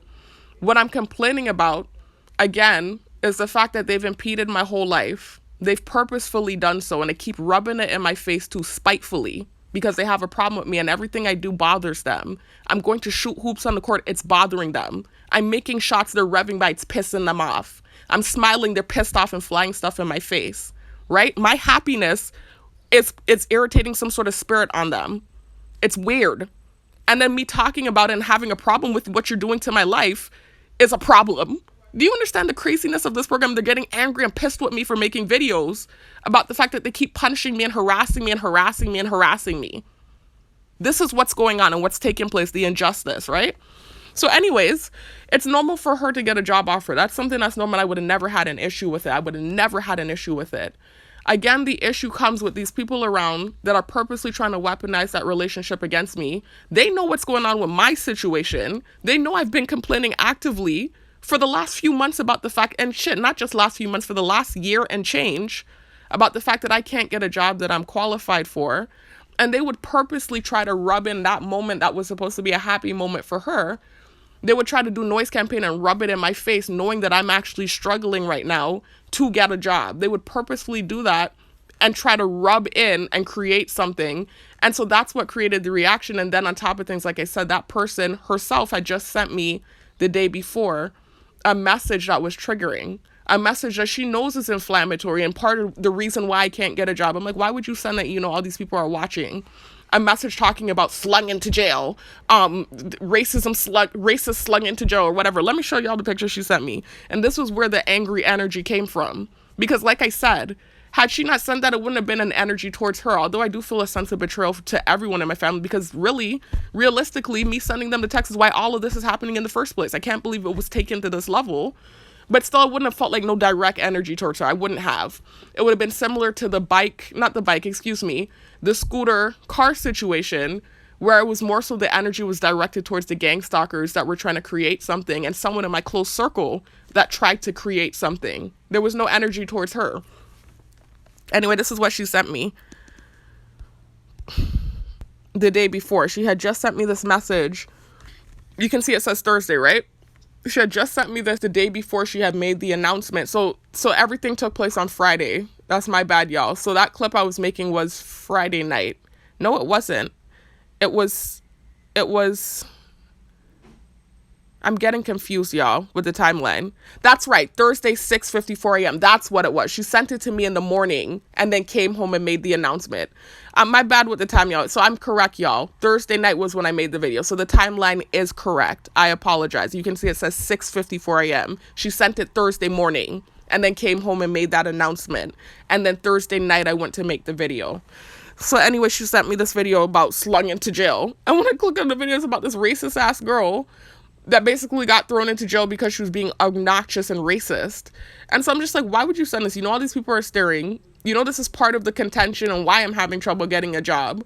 You know, but I didn't have any negative energy towards her. I didn't say anything rude or nasty towards her. I actually just said, hey, I saw this already. I said, okay. You know, that's all I said. That was what I responded.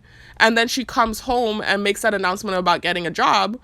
And then they doing all the noise campaign in the neighborhood. And that was what led to the reaction that I had. Anyway, so here just 10 days ago, I was talking about the fact that they're like purposely banding together and not hiring me. And then the last part I never say, y'all, of course you have become homeless as well, because that's also something that happens to a lot of targets. I keep saying I'm blessed in a way, you know, because my targeting, even though it's so bad, it's not as bad as some other targets who don't have any sort of support system, and then also who have no sort of financial support. You know, for me, at least I have some sort of job. You know, a lot of targets, what will happen is they end up either like me, where you're working like a minimum. I'm not trying to say this to be disrespectful. I try to be careful about the way I say things because it could lead to problems for me. This is actually a fact. I'm not trying to, you know, come for the job I'm working or say anything disrespectful, because actually I keep saying this. I've worked security for a number of years. It's usually supplemental income for me. So I usually work it as a second job. I worked it in college. For the 2 years while I was in college, I was a security guard and I was also a substitute teacher. And then after I graduated, when my targeting started in 2020, for those 2 years where I was teaching as an English teacher, I was also a security guard. So there's no disrespect to this profession or this job. And it's not necessarily always a minimum wage job either. Let me just make that clear. There are different levels of security and different pay rates, right? It just depends on what your position is and, you know, maybe the company you're working for, whatever. It depends.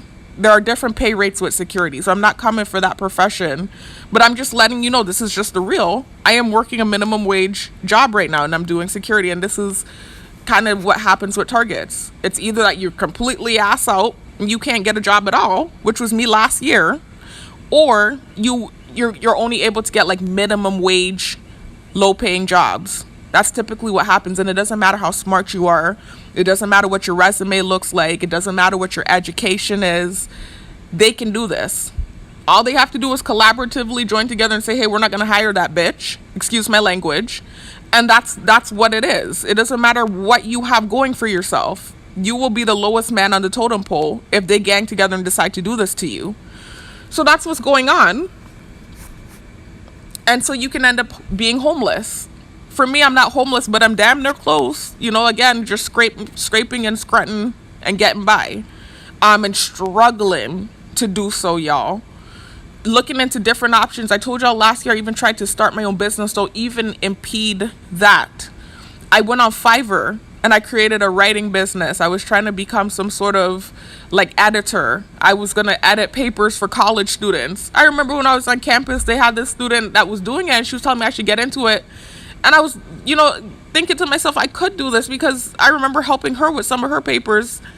And, I'm like, if she can do this, I could definitely do this, right? And she was writing papers for college students. And I'm like, I could do this too. And that's not what I was trying to do last year, by the way, y'all. Because I was a teacher. So it's not like I'm trying to do the work for people and write their papers for them. But I was going to edit their papers for them. And that's what I was trying to do. And then I was also trying to get into transcription. So typing business where you type up different things for people. Like, for instance, if somebody has a recording that they want typed up and they're not necessarily a fast typer or they don't have the time to put in, they can pay a transcriptionist to type up that recording for them. They even have court transcriptionists. If you're a fast enough typer, you can be a court transcriptionist. So you can sit there in the courtroom during a trial and type up the whole thing, the whole case, but you have to be real quick. And so I was even looking into that. I was practicing my typing and stuff because I type really fast. I type 65 words per minute. And I was practicing last year. I was trying to get up to 70, 80 just to meet the requirement of, maybe being like a court transcriptionist or something like that. That was impeded. Like all of the opportunities I was trying to get online, those were impeded. Everything, like they block up everything. Even if you try to start your own business, they will even get into the technology and they'll contact people and, it's... Yes, come in. Did you get any of that food? No. Really crazy. I was trying to work virtually. There were a lot of remote jobs available last year. And because of my resume, a lot of them were reaching out to me on Indeed. And you could tell these people were contacting them, whoever runs the program. They were contacting them and the jobs would mysteriously not go through. It'd either be that they contacted me and then all of a sudden I can't hear from them again. They'll tell me that they sent me an email or they called about an interview that I never got. It would just be these weird circumstances that didn't make sense. And so this is what I mean when I say that they cut you off at the knees, and then more gaslighting tease you about the fact that you can't walk. And also why I said it's toxic, because in 2022, before my targeting actually got as bad as it is now, before I had some of those stupid reactions I had when I tried to relocate, right? And then the targeting got worse. Remember, that's what they do. Harass you, follow you, illegal activity. You react. You have these horrible reactions, and then more retribution, more punishment. That's what happened when I tried to relocate. Had these stupid reactions, got back, and my legs were cut off, basically, figuratively, right? Look at how they're making noise campaign for that. They turned off, there's some generator thing they turn off and on here as a noise campaign. But figuratively, let me be careful with my words, not literally, figuratively, my legs were chopped off. So I ended up back here. And of course, the situation was much worse than prior to my leaving. It was to the point where I couldn't even get the type of jobs I used to get. The harassment had amped up. Everyone on island became privy to my targeting and had access to these cameras that are on me, etc., etc. And so this is what leads to that situation, because this is how it is for all targets. It's a slow build.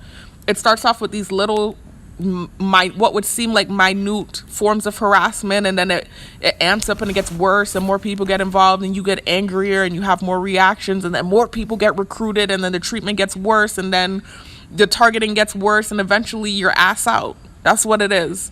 And when I say ass out, y'all, I just mean to a point where you can't even really take care of yourself. Again, figuratively, cut off at the knees, impeded. And so that's why I said what I said in my last reactive abuse video, where I said it's such a toxic program, because it's they won't let you leave and actually thrive. They will make it so that you can't leave and stand on your own 2 feet and thrive, and they'll keep you here and torture you. This is this crazy toxic thing, especially in my case where you haven't even committed a crime. All you did was send an innocent text with no malicious intent behind it. And it turned into this snowball effect that led to where I'm at now. It's so crazy, y'all. It's fucking crazy. Anyway, so I'm gonna stop it there, y'all. So y'all can hear that I have actively been complaining. That was just 10 days ago. But if you check out my videos, you have heard me all the way dating back to last year complaining about the fact that I can no longer get a job that I'm qualified for. And so that's been my complaint, just trying to make enough money to stand on my own 2 feet. It's like all these things are happening and then I feel crippled and stuck in it. So there is that sense of resentment and that sense of bitterness there. That's understandable. And anybody that says different is gaslighting. That's understandable. But still, I have the ability to separate nonsense. I have the ability to separate. I'm sorry, I'm hearing the bird going off. I have the ability to separate my emotions, is what I meant to say, not nonsense. I have the ability to separate my emotions and direct my feelings towards where it needs to be directed to. And so with this thing with my sister, I don't feel any anger towards her because I understood there is a sense of betrayal there because of some things that have taken place. Like I said, something that happened in the States where I had this near-death experience, and it's not just her, it's my other sister too. There are feelings like that there. And then, of course, just in general towards the people in my close circle, because I felt like they're the reason the text went to this level in the first place. I can't believe they involved all these people. But at the same time, with what they were trying to do, trying to weaponize that relationship against me, I didn't feel any anger towards her because I realized that was my fault from the things I said in my full story. And I realized it's just a tactic and they're just trying to use her like a bullet. So there wasn't any anger towards her, but I do avoid her because they've made that relationship feel strange. And because of the false narratives they were spinning last year, there's a level of trauma there too. But now I actually start to feel anger towards her.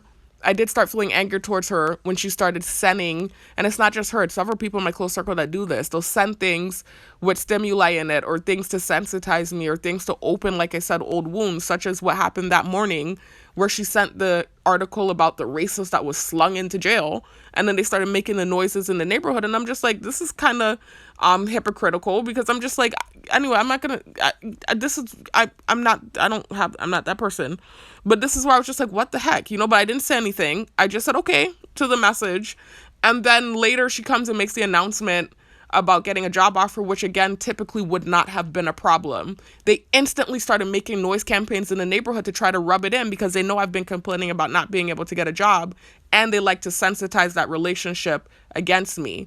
And so then too, there was a feeling of resentment towards her also because of what she sent to me that morning. And not just that, it's like several things she has said. It's not just her, it's everyone in my close circle. They're constantly pushing this prejudice narrative and, kind of throwing me under the bus in a way is what it feels like, when I'm like, I could do the same thing. And it's just like, I'm not going to do that. I don't have that type of heart, but it's like, I'm impeded. I'm feeling stuck in this thing, and I am going to talk about it. And if I do have reactions to what's happening, I refuse to be gaslit about it and let them run with certain narratives like what they like to do.